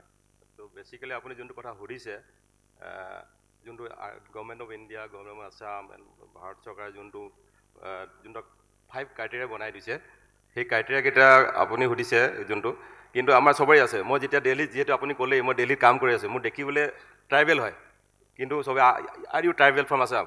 মোৰ ট্ৰাইবেল নহয়, কিন্তু আমি ডিমাণ্ড কৰি আছোঁ ট্ৰাইবেল বুলি। কিন্তু আমাৰ প্ৰতিটো ক্ৰাইটেৰিয়া আছে। আমাৰ যোনটো ট্ৰাইবেলৰ যোনটো 5টাৰ যোনটো হেৰি আছে, বেলেগ বেলেগকৈ থাকিব লাগে। কিন্তু আজিৰ দিনত অলপতো হ'বই আৰু, কাৰণ তেতিয়াৰ দিনত ভাৰত চৰকাৰে বনাইছিলে 1947 যোনটো ক্ৰাইটেৰিয়া বনাইছিলে, এতিয়াতো ইমান 70 ইয়াৰ্ছততো অলপতো হ'বই আৰু, সেইটো কোনো হেৰি নাই, সেইটো অলপতো ইম্প্ৰুভ হ'বই আৰু। কিন্তু গভৰ্ণমেণ্ট আহিছে, কোনোবা কংগ্ৰেছ আহিছে, বিজেপি আহিছে, AGP আহিছে, CPM আহিছে, সিহঁতে অলপতো ইম্প্ৰুভ হৈছে, আমাৰ নোহোৱা নহয়। কিন্তু যোনকেইটা ক্ৰাইটেৰিয়া কয়, আমাৰ এতিয়াও আপুনি মৰাণ গাঁৱত যাওক, এতিয়াও আছে আপোনাৰ বুকুত মেথনি মাৰি থাকে। আমাৰ খোৱাটো বেলেগ, আমাৰ ৰান্ধনি ধৰণ পৰণ, আমাৰ বিহুটো মৰাণ বিহু যেনেকৈ আছে, ৰাতি বিহু আছে, এইটো মৰাণৰ বিহু। এইবিলাক আমি ডিফিনেটলি সকলো ক্ৰাইটেৰিয়া আছে আমাৰ চাব গ'লে। RGR দিয়া আছে আমি 2006 চনত যোনটো দিছিলোঁ, আমি দিছিলোঁ, মানে মই আছিলোঁ এইটো, তেতিয়া মই মৰাণ ছাত্ৰৰ উপসভাপতি আছিলোঁ। RGR জেনেৰেল তাতে কথা পাতিছিলোঁ, সিহঁতে ডাইৰেক্ট কৈছে এইটো পলিটিকেল ইছ্যু, আমাৰ কোনো ক'বলগীয়া নাই, আপোনালোক চবৰ ক্ৰাইটেৰিয়া আছে, মটকৰ আছে, মৰাণো আছে, কিন্তু আমি তাৰে জনগোষ্ঠী, আমাৰ এতিয়া সৰু জনগোষ্ঠী কোনো প্ৰব্লেমে নাই দিবৰ কাৰণে। আৰু ট্ৰাইবেল সংঘও কৈছে কি, যদি মৰাণক দিয়ে কোনো প্ৰব্লেম নাই আমাৰ। ইভেন 6 জনগোষ্ঠী কৰি থৈছে, ৰিজলিউশ্যন হৈছে, যদি মৰাণে পায় আমাৰ ক'বলগীয়া একো নাই। তেতিয়া আমাৰ সকলো ক্ৰাইটেৰিয়া আছে। গভৰ্ণমেণ্টে যেনেকৈ দিয়ক, স্বৰূপ কোৱা নিচিনা, ভগৱান ওপৰৰ পৰা দিয়ে, তলৰ পৰা দিয়ে, আমাৰ কথা, আমি মৰাণ মানুহ, আমাক লাগিবই, চিধা ক'লোঁ। ধন্যবাদ জনাইছোঁ। মই বলোৰাম বৰ্মন। আপোনালোকৰ ছাত্ৰ সংগঠনটোৱে দীৰ্ঘদিন ধৰি দাবী কৰি আহিছে, আৰু অন্যান্য যিবিলাক কোচ ৰাজবংশীৰ সংগঠন আছে তেওঁলোকেও দাবী জনাই আছে। আপোনালোকৰে এগৰাকী প্ৰাক্তন সভাপতি বিশ্বজিৎ ৰয়, তেওঁ অলপতে ভাৰতীয় জনতা পাৰ্টীত যোগদান কৰিছে। এটা সময়ত আন্দোলন কৰে, চৰকাৰৰ বিৰুদ্ধে কথা কয়, কংগ্ৰেছৰ বিৰুদ্ধে কথা কয়, বিজেপিৰ বিৰুদ্ধে কথা কয়, একদম গোটেই জাতিটোক লগত লৈ পেলাই তেওঁলোকে বেলেগ ধৰণৰ এটা পৰিৱেশৰ সূচনা কৰে। সেই একেখিনি মানুহেই ৰাতিটোৰ ভিতৰত এটা আকৌ মুঠ সলাবলৈ কুণ্ঠাবোধ নকৰে, সাষ্টাংগে প্ৰণিপাত কৰে সেই একেই নেতাৰ ওচৰত, একেই দলৰ ওচৰত। এইবিলাকৰ কাৰণেও সঁচাকৈ আপোনালোকৰ নেতৃত্বৰ যিটো দক্ষতা, যিটো যোগ্যতা, যিটো বলিষ্ঠ ভূমিকা লাগে, সেইটোৰ অভাৱৰ কাৰণেও এই দীৰ্ঘদিনীয়া দাবীটো বাৰু পূৰণ হোৱাগৈ নাই নেকি? প্ৰথমতে প্ৰতিদিন টাইমক ধন্যবাদ জনাইছোঁ। আমাৰ অসমৰ যি জ্বলন্ত সমস্যাটোক লৈ এই মাত মতা, আমাৰ এই কথাখিনি ক'ব দিয়া পৰিৱেশটোৰ কাৰণে। আমাৰ প্ৰথম কথা হ'ল, ভাৰতবৰ্ষৰ ভিতৰত এটাই জনগোষ্ঠী আছে, কোচ ৰাজবংশী, ইমান মানে প্ৰতাৰণা প্ৰবঞ্চনা কৰা। আপোনালোকে চাওক, কোচ ৰাজবংশী আজি জনগোষ্ঠীৰ যিটো জনজাতিকৰণৰ আন্দোলন, এইটো আজি 100 বছৰলৈকে 100 বছৰ হোৱা। আমাৰ কোচ ৰাজবংশী সন্মিলনে প্ৰথমত কৰিছিলে, তাৰপিছত আজি 3টা দশক অতিক্ৰম কৰি কোচ ৰাজবংশী ছাত্ৰ সন্থাই 96ত জনজাতিকৰণ কোচ ৰাজবংশীসকলক দিয়া হৈছিল ৰাষ্ট্ৰপতিৰ অধ্যাদেশৰ জৰিয়তে। কিন্তু 4বাৰকৈ অধ্যাদেশ জাৰি হোৱাৰ পিছতো আমাৰ কিন্তু বিল হৈ আমাৰ নাহিলে। তাৰপিছত যেতিয়া পাৰ্লিয়ামেণ্টত বিল হ'ব লাগে, তেতিয়া পাৰ্লিয়ামেণ্ট চিলেক্ট কমিটিলৈ এইটো পঠাই দিয়া হ'ল, মানে প্ৰতাৰণা প্ৰবঞ্চনা। আৰু কোচ ৰাজবংশীসকলক মই এটা কথা ক'ব বিচাৰিছোঁ আজিৰ এই মঞ্চৰ জৰিয়তে, বৃহত্তৰ যিটো কমতাপুৰ ৰাজ্য আছিলে, তাৰপিছত আমাৰ যি নিপতি, আমাৰ ৰাজ ৰজা আছিল জগতী বন্দ্ৰ নাৰায়ণ ভূপ বাহাদুৰৰ লগত, ভাৰতৰ লগত যেতিয়া চামিলকৰণ কৰা হ'ল, তেতিয়া এখন চুক্তি হৈছিল কোচ ৰাজবংশীসকলক গ শ্ৰেণীখন ৰাজ্য দিয়া কথা। কিন্তু 3খন বৈদেশিক ৰাষ্ট্ৰৰ লগত থকা মানুহখিনি হৈছে কোচ ৰাজবংশী, বাংলাদেশ, নেপাল, ভূটান। তাৰ মাজত যি কোচ ৰাজবংশীসকলক লৈ আমাক ভাগ কৰা হ'ল। আজি ভাগ কৰি কি হ'ল? আজি কোচ ৰাজবংশী অধ্যুষিত অঞ্চলবিলাকত বিদেশীৰ চৰণীয়া পথাৰ সজোৱা হ'ল। আজি কোচ ৰাজবংশীসকলক কিন্তু বহুতে আমাক বিদেশী বুলিয়ে ক'ব বিচাৰে। কিয় কৰা হ'ল? আৰু এই 6 জনগোষ্ঠীৰ জনজাতিকৰণ যিটো ইস্যু এনেকৈ আমাৰ লাগিছে 6 জনগোষ্ঠী এটা কিবা টোপোলা নেকি, কিবা ধনৰ টোপোলা নেকি তেনেকৈ লাগিছে। আজি 6 জনগোষ্ঠী জনজাতিকৰণ কিয় বিচৰা হৈছে সেইটো লৈ সকলোৱে আলোচনা কৰাৰ প্ৰয়োজন আছে। আৰু এই সমস্যাটো অসমৰ যি জ্বলন্ত সমস্যাৰ ৰূপে পৰিগণিত হোৱা কাৰণত প্ৰত্যেকটো প্ৰান্ত ৰাইজ আৰু সচেতন সমাজে আগবাঢ়ি আহিব লাগে। কাৰণ 6 জনগোষ্ঠীক যদি জনজাতিকৰণ কৰা নহয় তেতিয়াহ'লে ভৱিষ্যত কিন্তু অসমখন কেতিয়াও সুৰক্ষিত নহ'ব। বিশেষকৈ কোচ ৰাজবংশীসকলৰ আজি অৱস্থা চাওক। আজি আমি কোচ ৰাজবংশীসকল আমি ভাত ভালকৈ খাব নোৱাৰোঁ। যদি আমি ভাত খাই থাকোঁ পিছফালে আমি ঘূৰি চাব এই কাৰণতে লাগে আমাৰ গোহালিৰ পৰা গৰুটো কোনোবাই চুৰ কৰি লৈ যায় নেকি, আই মাতৃ আমাৰ সুৰক্ষিত অৱস্থাত নাই নেকি, তেনেকুৱা এটা পৰিৱেশ আমাৰ বৰ্তমান হৈ আছে। এই যে মানচিত্ৰৰ পৰিৱৰ্তন তাৰ কাৰণে কোচ ৰাজবংশীসকলক জনজাতিকৰণ কৰাৰ যিটো ইছ্যু এইটো কোচ ৰাজবংশীসকলৰ ইছ্যু নহয়, এইটো অসমখন বচোৱাৰ কাৰণে অসমক ভাল পোৱা খিলঞ্জীয়া ভূমিপুত্ৰসকলৰ সকলোৰে দায়িত্ব আছে অসমৰ খিলঞ্জীয়া ভূমিপুত্ৰসকলক ৰক্ষণাবেক্ষণ দিয়া। কিন্তু আমি দেখিবলৈ পাইছোঁ প্ৰত্যেকটো ৰাজনৈতিক দলে কেৱল ৰাজনৈতিক মুনাফাৰ মাজত আমাক আবদ্ধ কৰি ৰখা হৈছে 6 জনগোষ্ঠী জনজাতিকৰণ। এইটো যদি কৰি থাকে তেতিয়াহ'লে ভৱিষ্যত আমাৰ অন্ধকাৰ আছে অসমত। আৰু লোৱাৰ আছাম পাৰ্টত কোচ ৰাজবংশীসকলৰ যি বৰ্তমান দুৰৱস্থা এই দুৰৱস্থাই কিন্তু লাহে লাহে গৈ গৈ আপাৰ আছাম কিন্তু নিষেধ কৰাৰ এটা ষড়যন্ত্ৰ চলি আছে আৰু ভৱিষ্যত কিন্তু অন্ধকাৰ পথত আহিবই। লগতে মই এটা কথা ক'ব বিচাৰিছোঁ, যেতিয়া কংগ্ৰেছ চৰকাৰ আছিলে বহুতো সময় পাইছিল, তেতিয়া কিন্তু কংগ্ৰেছ চৰকাৰ থকাৰ পিছত আজি জনজাতিকৰণ কৰিব লাগে বুলি তেতিয়া তেখেতসকলে কিন্তু হাৰ নাপালে। বিজেপিয়ে তেতিয়া ৰাজপথত আহিছিল বোলে 6 জনগোষ্ঠী জনজাতিকৰণ কৰিব লাগে, আন্দোলনো কৰিছিলে। এতিয়া বিজেপি চৰকাৰ আছে, বিজেপি চৰকাৰ ক্ষমতা আছে, এতিয়া বিজেপি চৰকাৰে কামটো কৰিব নিবিচাৰে। এতিয়া কংগ্ৰেছে কৈ আছে 100% কৰিব লাগে। মানে কি কথাটো? সেইকাৰণে আমাৰ এটাই কথা আমি ক'ব বিচাৰিছোঁ, অসমৰ বৌদ্ধিক সমাজ আৰু বিভিন্ন অসমক ভাল পোৱা যিসকল ব্যক্তি আছে আমি এটা প্লেটফৰ্ম প্ৰস্তুত কৰিব লাগে। আৰু অসমৰ 6 জনগোষ্ঠী জনজাতিকৰণ যি ইছ্যু এইটো ৰাজনৈতিক ইছ্যু নহয়, অসমৰ জ্বলন্ত সমস্যা যি হয় এইটো বাস্তৱ ৰূপটো আনি জনজাতিকৰণ কৰাৰ কাৰণে ব্যৱস্থাটো সকলোৱে মিলি কৰাৰ কাৰণে এটা প্ৰস্তাৱ ল'ব লাগে। ধন্যবাদ বাৰু। মই আপোনাক সুধিছিলোঁ নেতাৰ যিটো বলিষ্ঠ ভূমিকা এইটোৰ অভাৱৰ কথা সুধিছিলোঁ। মই পিছত কিন্তু আপোনাৰ পৰা সেই উত্তৰটো ল'ম। মই বসন্ত গগৈ কাষলৈ আহিছোঁ এতিয়া। বসন্ত গগৈ, কি কাৰণত এই জনজাতিকৰণটো হোৱা নাই? পোনপ্ৰথমে মই অসমৰ এটা জাতীয় ইছ্যুক ইমান এটা ডাঙৰ প্লেটফৰ্মত স্থান দিয়াৰ কাৰণে প্ৰতিনিধি মোৰ পৰিয়ালৰ মুৰব্বীজনকে প্ৰমুখ্য কৰি মই সকলোকে ধন্যবাদ জ্ঞাপন কৰিছোঁ। আৰু তেখেতলোকে যিটো জাতীয় দায়িত্ব আপোনালোকে পালন কৰিলে তাৰ কাৰণে পুনৰবাৰ ধন্যবাদ জ্ঞাপন কৰিছোঁ। ধন্যবাদ। পোনপ্ৰথমে কথাটো হ'ল যে জনজাতিকৰণ অসমৰ 6টা জনগোষ্ঠীক কিয় লাগে? অসম আন্দোলন হ'ল 855 জন শ্বহীদ হ'ল, সশস্ত্ৰ সংগ্ৰাম হ'ল 15,000 ওপৰত শ্বহীদ হ'ল, অসমে ৰিজাল্ট একো নাপালে। বিদেশীৰ সমস্যা অসমত বিদেশী সমস্যা হৈ থাকিল। ভূমিৰ অধিকাৰ, অৰ্থনৈতিক অধিকাৰ, ৰাজনৈতিক অধিকাৰ, সাংস্কৃতিক অধিকাৰ, সকলোবিলাক অধিকাৰ ক্ৰমান্বয়ে থলগিৰি খিলঞ্জীয়া ৰাইজৰ ওচৰৰ পৰা গৈ আছে। আৰু আমি সেইকাৰণে অসমৰ 6টা জনগোষ্ঠীয় জনজাতিকৰণৰ মাধ্যমেৰে অসম আৰু অসমীয়াৰ সুৰক্ষিত ভৱিষ্যতটো সুনিশ্চিত কৰিবৰ কাৰণে আমি বিচাৰিছোঁ। কিন্তু পলিটিকেল পাৰ্টিবিলাকে ইয়াক পলিটিকেল মেৰুদণ্ডৰ মাজত ৰাখিব বিচাৰিছে, ৰাজনীতিকৰণ কৰিব বিচাৰিছে। কিন্তু এটা ৰাজনৈতিক ইছ্যু নহয়, এইটো এটা জাতীয় ইছ্যু। আৰু অসমৰ এই জাতীয় ইছ্যুটো যেতিয়া বাস্তৱ ৰূপ পাব তেতিয়াহে অসম আৰু অসমীয়াৰ সুৰক্ষিত ভৱিষ্যতটো সুনিশ্চিত হ'ব। কিন্তু তাকে চৰকাৰে কৰা নাই। নকৰাৰ কাৰণটো হ'ল যে লুণ্ঠনৰ ৰাজনীতি। এই যে আমি কৈ আছোঁ যে সম্পদ মোৰ অধিকাৰ মোৰ, এই শ্লোগানটো বা এই কথাখিনি যাতে অসমীয়া থলগিৰি ৰাইজে ক'ব নোৱাৰে, তেলৰ অধিকাৰ যাতে থলগিৰি খিলঞ্জীয়া ৰাইজৰ ওচৰত থাকিব নালাগে, চাহপাতৰ অধিকাৰ যাতে থলগিৰি খিলঞ্জীয়া ৰাইজে ভোগ কৰিব নোৱাৰে, ভূমিৰ অধিকাৰ যাতে থলগিৰি খিলঞ্জীয়া ৰাইজৰ ওচৰত থাকিব নালাগে, ৰাজনৈতিক অধিকাৰ মই অসমত কোন মুখ্যমন্ত্ৰী হ'ব, কোন আমাৰ বেলেগ মন্ত্ৰী হ'ব, তাৰ অধিকাৰো যাতে থলগিৰি খিলঞ্জীয়া ওচৰত থাকিব নালাগে, তাৰ কাৰণে এই প্ৰচেষ্টাবিলাক কৰা হৈছে। আৰু 6 জনগোষ্ঠীৰ ৰাইজক ইয়াৰ পৰা বঞ্চিত কৰি অসমৰ মানচিত্ৰটো পৰিৱৰ্তন কৰিব বিচাৰিছে। আমি কৈছোঁ যে 6 জনগোষ্ঠীৰ ৰাইজক জনজাতিকৰণৰ মাধ্যমে অসমৰ ৰাজনৈতিক ক্ষমতাটো অসমীয়া ৰাইজৰ ওচৰত থাকক। যদি অসমৰ ৰাইজৰ ওচৰত ৰাজনৈতিক ক্ষমতা থাকে তেতিয়া অশোক সিংহালৰ দৰে মানুহ ইয়াত মিনিষ্টাৰ হ'ব নোৱাৰে, বৰদিনৰ দৰে মানুহ ইয়াত মুখ্যমন্ত্ৰী হ'ব নোৱাৰে। এই কথা বতৰাবিলাকৰ কাৰণে কৈছে ৰাজনৈতিক ক্ষমতাটো থলগিৰি খিলঞ্জীয়া ৰাইজৰ ওচৰত থাকক। কিন্তু অশোক সিংহালৰ দৰে মানুহক ৰঙাডালচিয়া পাৰি দি অসমৰ ভৱিষ্যত নিয়ন্ত্ৰণ কৰিবৰ কাৰণে তেখেতলোকে অসমৰ ৰাজনীতিকৰণটো কৰি আছে। আৰু অসমৰ 6টা জনগোষ্ঠীক জনজাতিকৰণৰ মাধ্যমেদি অসম আৰু অসমীয়াৰ সুৰক্ষিত ভৱিষ্যতটো সুনিশ্চিত কৰিব পৰা নাই। আদানী আম্বানীক হাজাৰ হাজাৰ মাটি দি দিব পাৰিছে।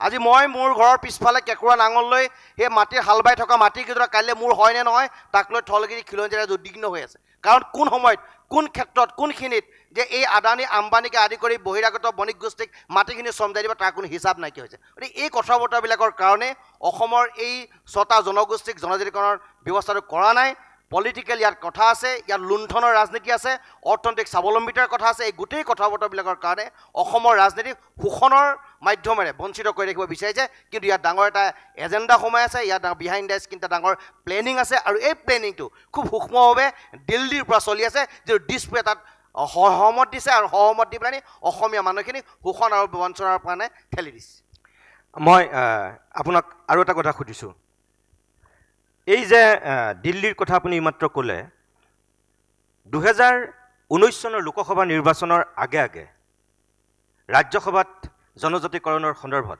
এখন বিধেয়ক উত্থাপন কৰা হ'ল আপুনি গম পায় যতদূৰ সম্ভৱ 2019 চনৰ 8 জানুৱাৰী আছিল লোকসভা নিৰ্বাচনৰ আগে আগে অসমতো যেতিয়া বলৰাম বৰ্মনে যে কৈছে যে কংগ্ৰেছে কৰিব নোৱাৰা কামটো বিজেপি শাসনলৈ আহি কৰিম বুলি কৈছিল তেওঁলোকো আনকি প্ৰতিবাদ কৰিছিল বিজেপিও জনজাতিকৰণক লৈ 6 মাহত জনজাতিকৰণ কৰা হ'ব বুলি কি কেন্দ্ৰীয় নেতা কি আমাৰ ৰাজ্যিক নেতাসকল সকলোৱে প্ৰতিশ্ৰুতি দিছিল সেই 6 মাহটো গৈ এতিয়া কিমান মাহ হ'ল মই হিচাপ নিদিলেও আপুনি জানে কি লোকসভাৰ নিৰ্বাচন কি বিধানসভাৰ নিৰ্বাচন যেতিয়াই আহে জনজাতিকৰণক লৈ আপোনালোকেও সাংঘাতিক প্ৰতিবাদ কৰে গোটেই দল সংগঠনবিলাকে আৰু নেতাবিলাকেও সেইমতেই ঠিকেই প্ৰতিশ্ৰুতি দিয়ে এইবাৰো এতিয়া বিধানসভাৰ নিৰ্বাচন আহি আছে এইবাৰ এতিয়া বৰ্তমানৰ মুখ্যমন্ত্ৰীগৰাকীয়ে কৈছে যে নৱেম্বৰত যিটো কংগ্ৰেছে আগতে লৈ থোৱা প্ৰস্তাৱ আছিল সেই প্ৰস্তাৱটোৰ এতিয়া ইয়াত পুনৰ বিশ্লেষণ কৰাৰ কাৰণে উত্থাপন কৰা হ'ব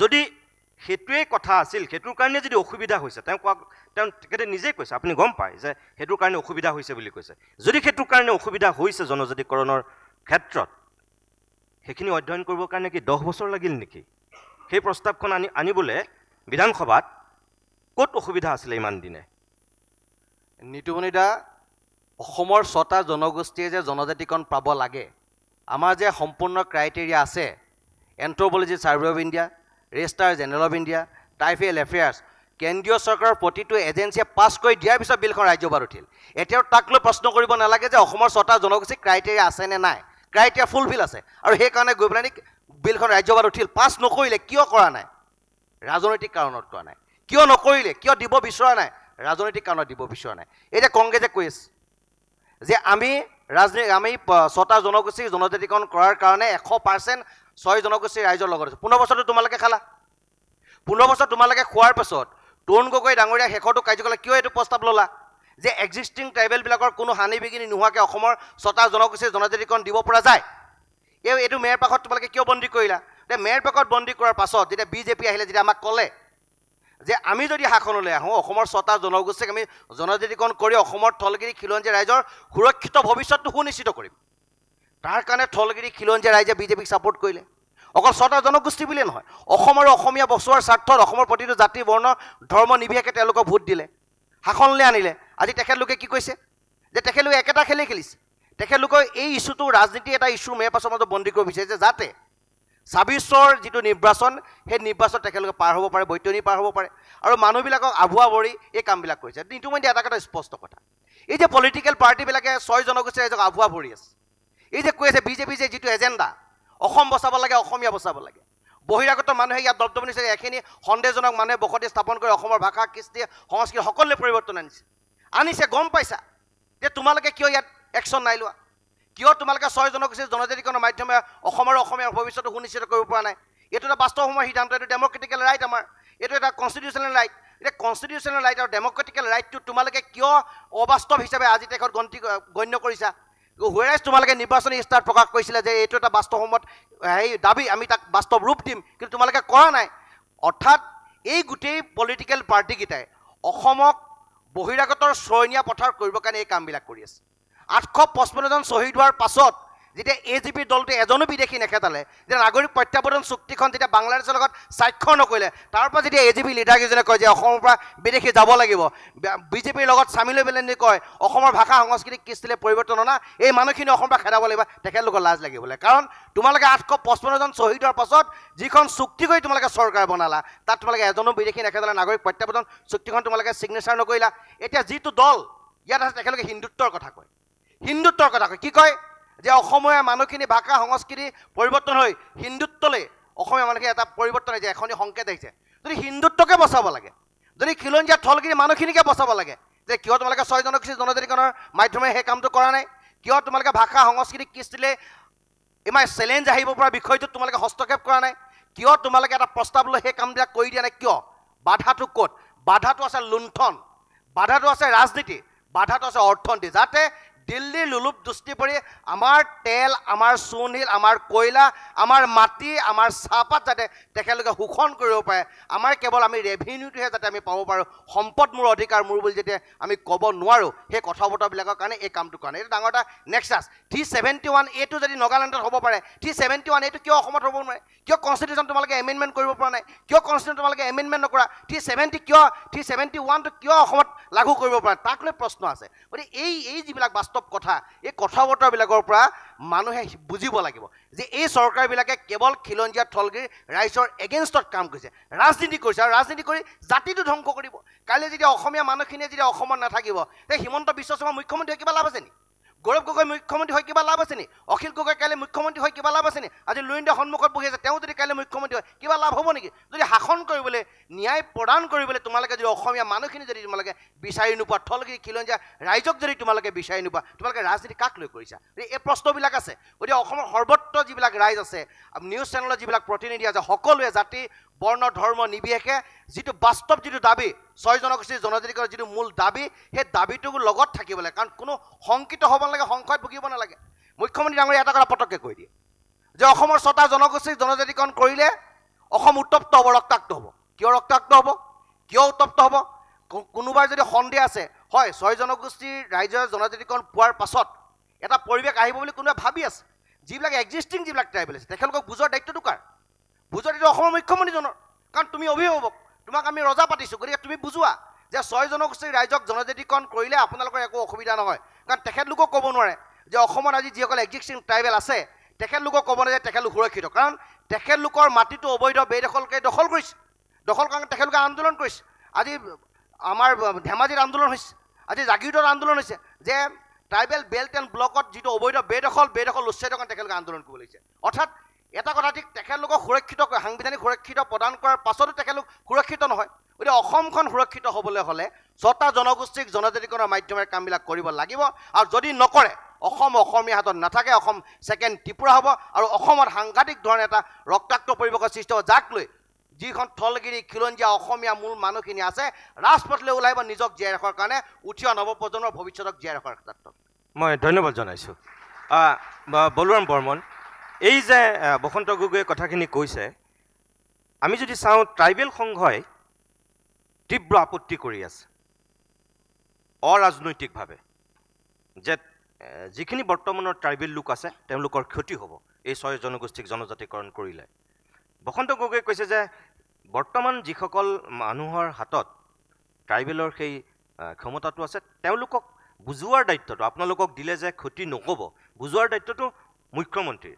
মই ভাবোঁ অকল মুখ্যমন্ত্ৰীয়ে নহয়, সকলোৰে সেইটো আমাৰ জাতীয় দল সংগঠনবিলাকৰো এটা দায়িত্ব আছে, এটা সমিল মিলেৰে কৰিব লাগিব। হয়, অসমখনক ৰক্তাক্ত হ'বলৈ দিব নালাগিব, কিন্তু যিখিনি ক্ৰাইটেৰিয়া আপোনালোকে গৈ পেলাই একেবাৰে ৰেজিষ্ট্ৰাৰ জেনেৰেলৰ ওচৰ পাইছিলগৈ, তাৰপিছত ৰাজ্যসভাত যেতিয়া বিধেয়কখন উত্থাপন হ'ল, ৰাজ্যসভাত এখন বিধেয়ক উত্থাপন হ'বলৈতো গোটেইবিলাক চালি জাৰি চাই পেলাইহে উত্থাপন কৰিব পাৰে। কোনোবাই ক'লে বুলিতো উত্থাপন কৰিব নোৱাৰে এখন বিল। হয়, আইনলৈ ৰূপান্তৰিত হোৱা নাই, কিন্তু তাত উত্থাপন হ'বলৈ হ'লেই গোটেইখিনি চালি জাৰি চোৱাৰ পিছত প্ৰক্ৰিয়াটো তালৈ যাবগৈ পাৰে। তেনে ক্ষেত্ৰত এতিয়া আকৌ অসম বিধানসভাত এই বিষয়টো আলোচনা কৰাৰ যুক্তি ক'ত? তাৰমানে যদি ৰাজ্যসভাত বিধেয়কেই উত্থাপিত হৈ আছে, আকৌ কংগ্ৰেছলৈ যে দুখ ঢালি দিয়া হৈছে, কংগ্ৰেছে তেনেকুৱা এটা সিদ্ধান্ত লৈ থোৱাৰ কাৰণে অসুবিধা হৈছে বুলি কোৱা হৈছে, এইটো কেনেকুৱা ৰাজনীতি? তাৰমানে আপোনালোকে সেইটো কেনেকৈ বিশ্লেষণ কৰিছে? এইটো হৈছে মুখ্যমন্ত্ৰীৰ এটা ব্যৰ্থতা বুলি ক'ব লাগিব। এই কাৰণতে ক'ব লাগিব, আমি আপোনাক এটা কথা আমি উদাহৰণ দি ক'ব বিচাৰিছোঁ। কোচ ৰাজবংশীৰ বহুতো মানুহ আছে বিটিআৰ যেতিয়া হৈছিল, বিটিআৰক আমি সমৰ্থন কৰা নাছিলোঁ, কৰিছিলতো। 70% মানুহতো অনাবৰো আছিল, তাতে কৰিছিল। আমি লাষ্ট কোচ ৰাজবংশীসকলৰ তাতে নিৰ্মম যি অত্যাচাৰ চলিছে তাৰ কাৰণে আমি MP দুবাৰকে আমি নিৰ্দলীয় পাৰ্টিক আমি জিকাই দেখাইছিলোঁ। কিন্তু এইবোৰ কথা মানে ব্যৰ্থহীন মানুহেহে এইবোৰ কথা ক'ব পাৰে।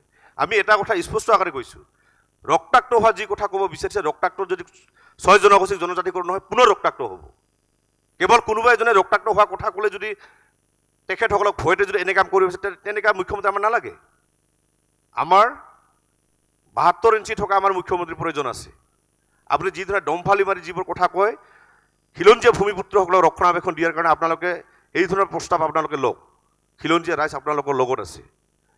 আমি ৰাজনৈতিক ইছ্যু হিচাপে আমি বন্দী হৈ থাকিব বিচৰা নাই 6 জনগোষ্ঠী মানুহখিনিয়ে। আৰু বিশেষকৈ কোচ ৰাজবংশীসকলৰ অৱস্থা 6 জনগোষ্ঠীৰ, এই 5 জনগোষ্ঠীতকৈ কোচ ৰাজবংশীৰ অৱস্থা একেবাৰে বেয়া। আজি আপোনালোকক মই অনুৰোধ কৰিছোঁ এই প্ৰগ্ৰামৰ জৰিয়তে কোচ ৰাজবংশী যিবিলাক গাঁও আছে সেই গাঁওবিলাকক আপোনালোকে ঘূৰি চাওক। তেতিয়া দেখিবলৈ পাব আমি বিদেশী হৈ আছোঁ। আমি 20 বছৰ পিছত আমি উকাহ ল'ব লাগিলে কাৰোবাৰ আমি অনুমতি লৈহে আমি ল'ব লাগিব। এই ধৰণৰ পৰিৱেশ আহিছে। তাৰ কাৰণে আমি অনুৰোধ কৰিব বিচাৰিছোঁ, জাতি এটাক ধ্বংস কৰাৰ যি ৰূপ যি আপোনালোকে যদি এনেকুৱা কৰি আছে, তেতিয়াহ'লে কিন্তু আমিও যিকোনো সিদ্ধান্ত লোৱাৰ কাৰণে আমি আগবাঢ়ি যাম। সিদিনা আমি গণতান্ত্ৰিকভাৱে আন্দোলন কৰিবলৈ ওলাইছোঁ, তাতে আপোনালোকে দেখিবলৈ পালে ৰক্তাক্ত অৱস্থা কৰি দিলে আমাক।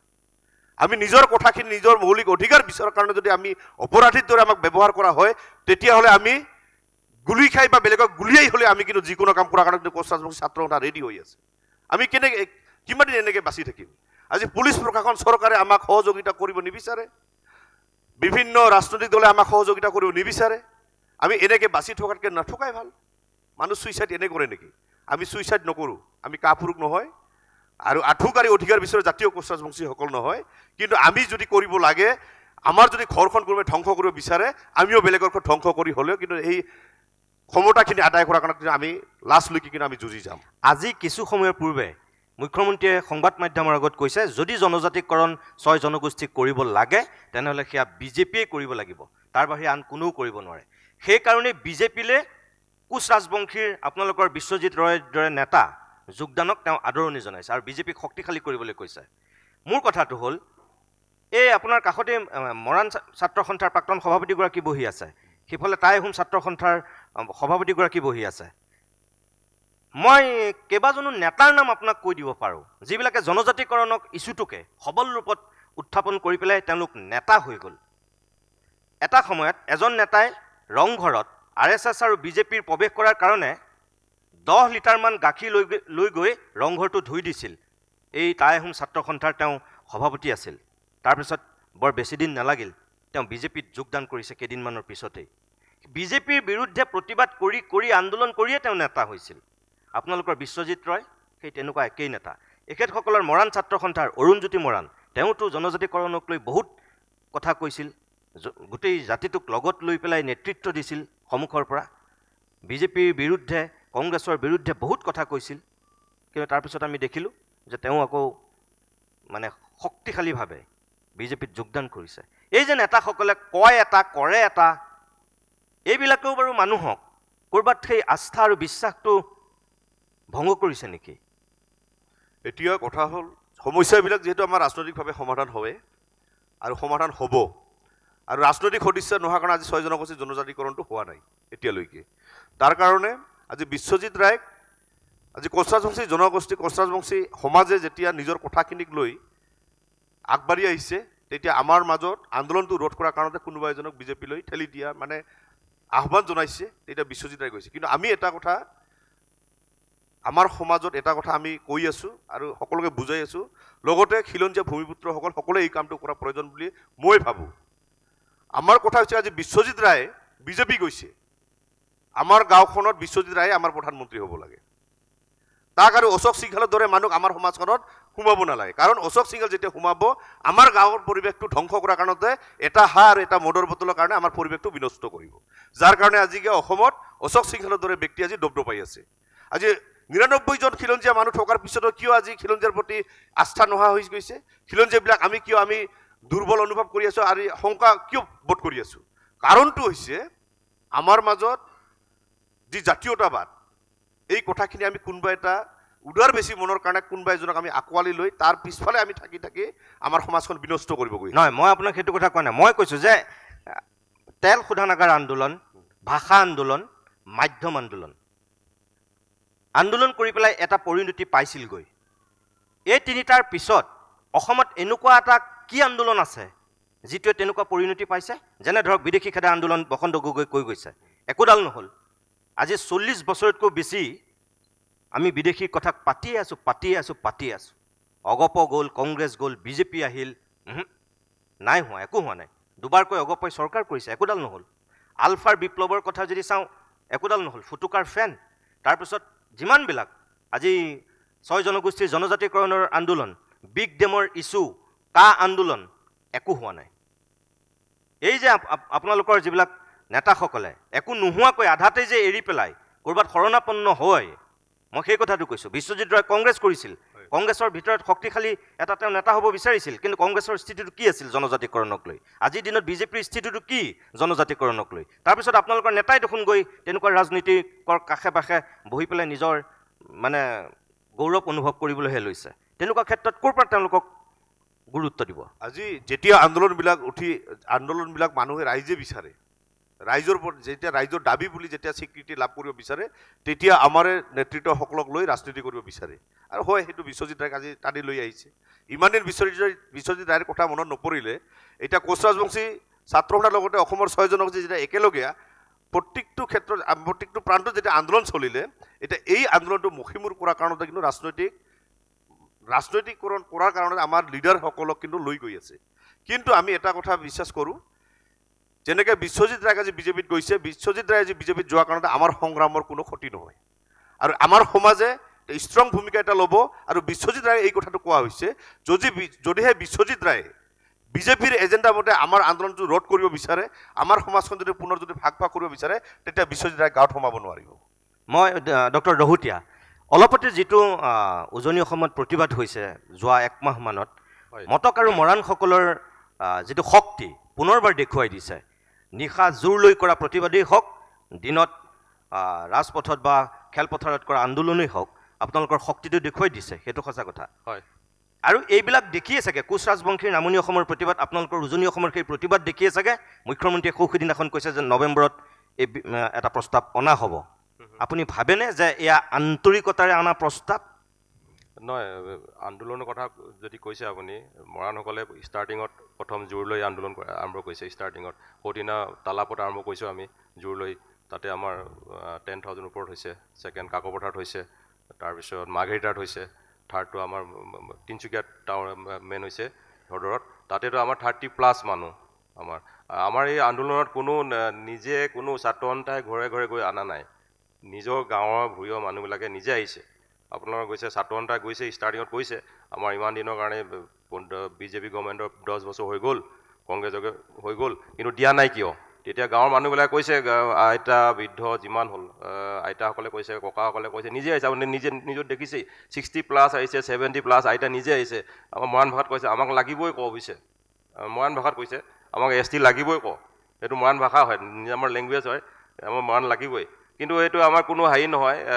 আৰু যোনটো CMৰ কথা কৈছে, মুখ্যমন্ত্ৰীৰ কথা কৈছে আপুনি, নৱেম্বৰ যোনটো ৰিজলিউশ্যন আনিম কৈছে, এইটো এটা পলিটিকেল ইছ্যু।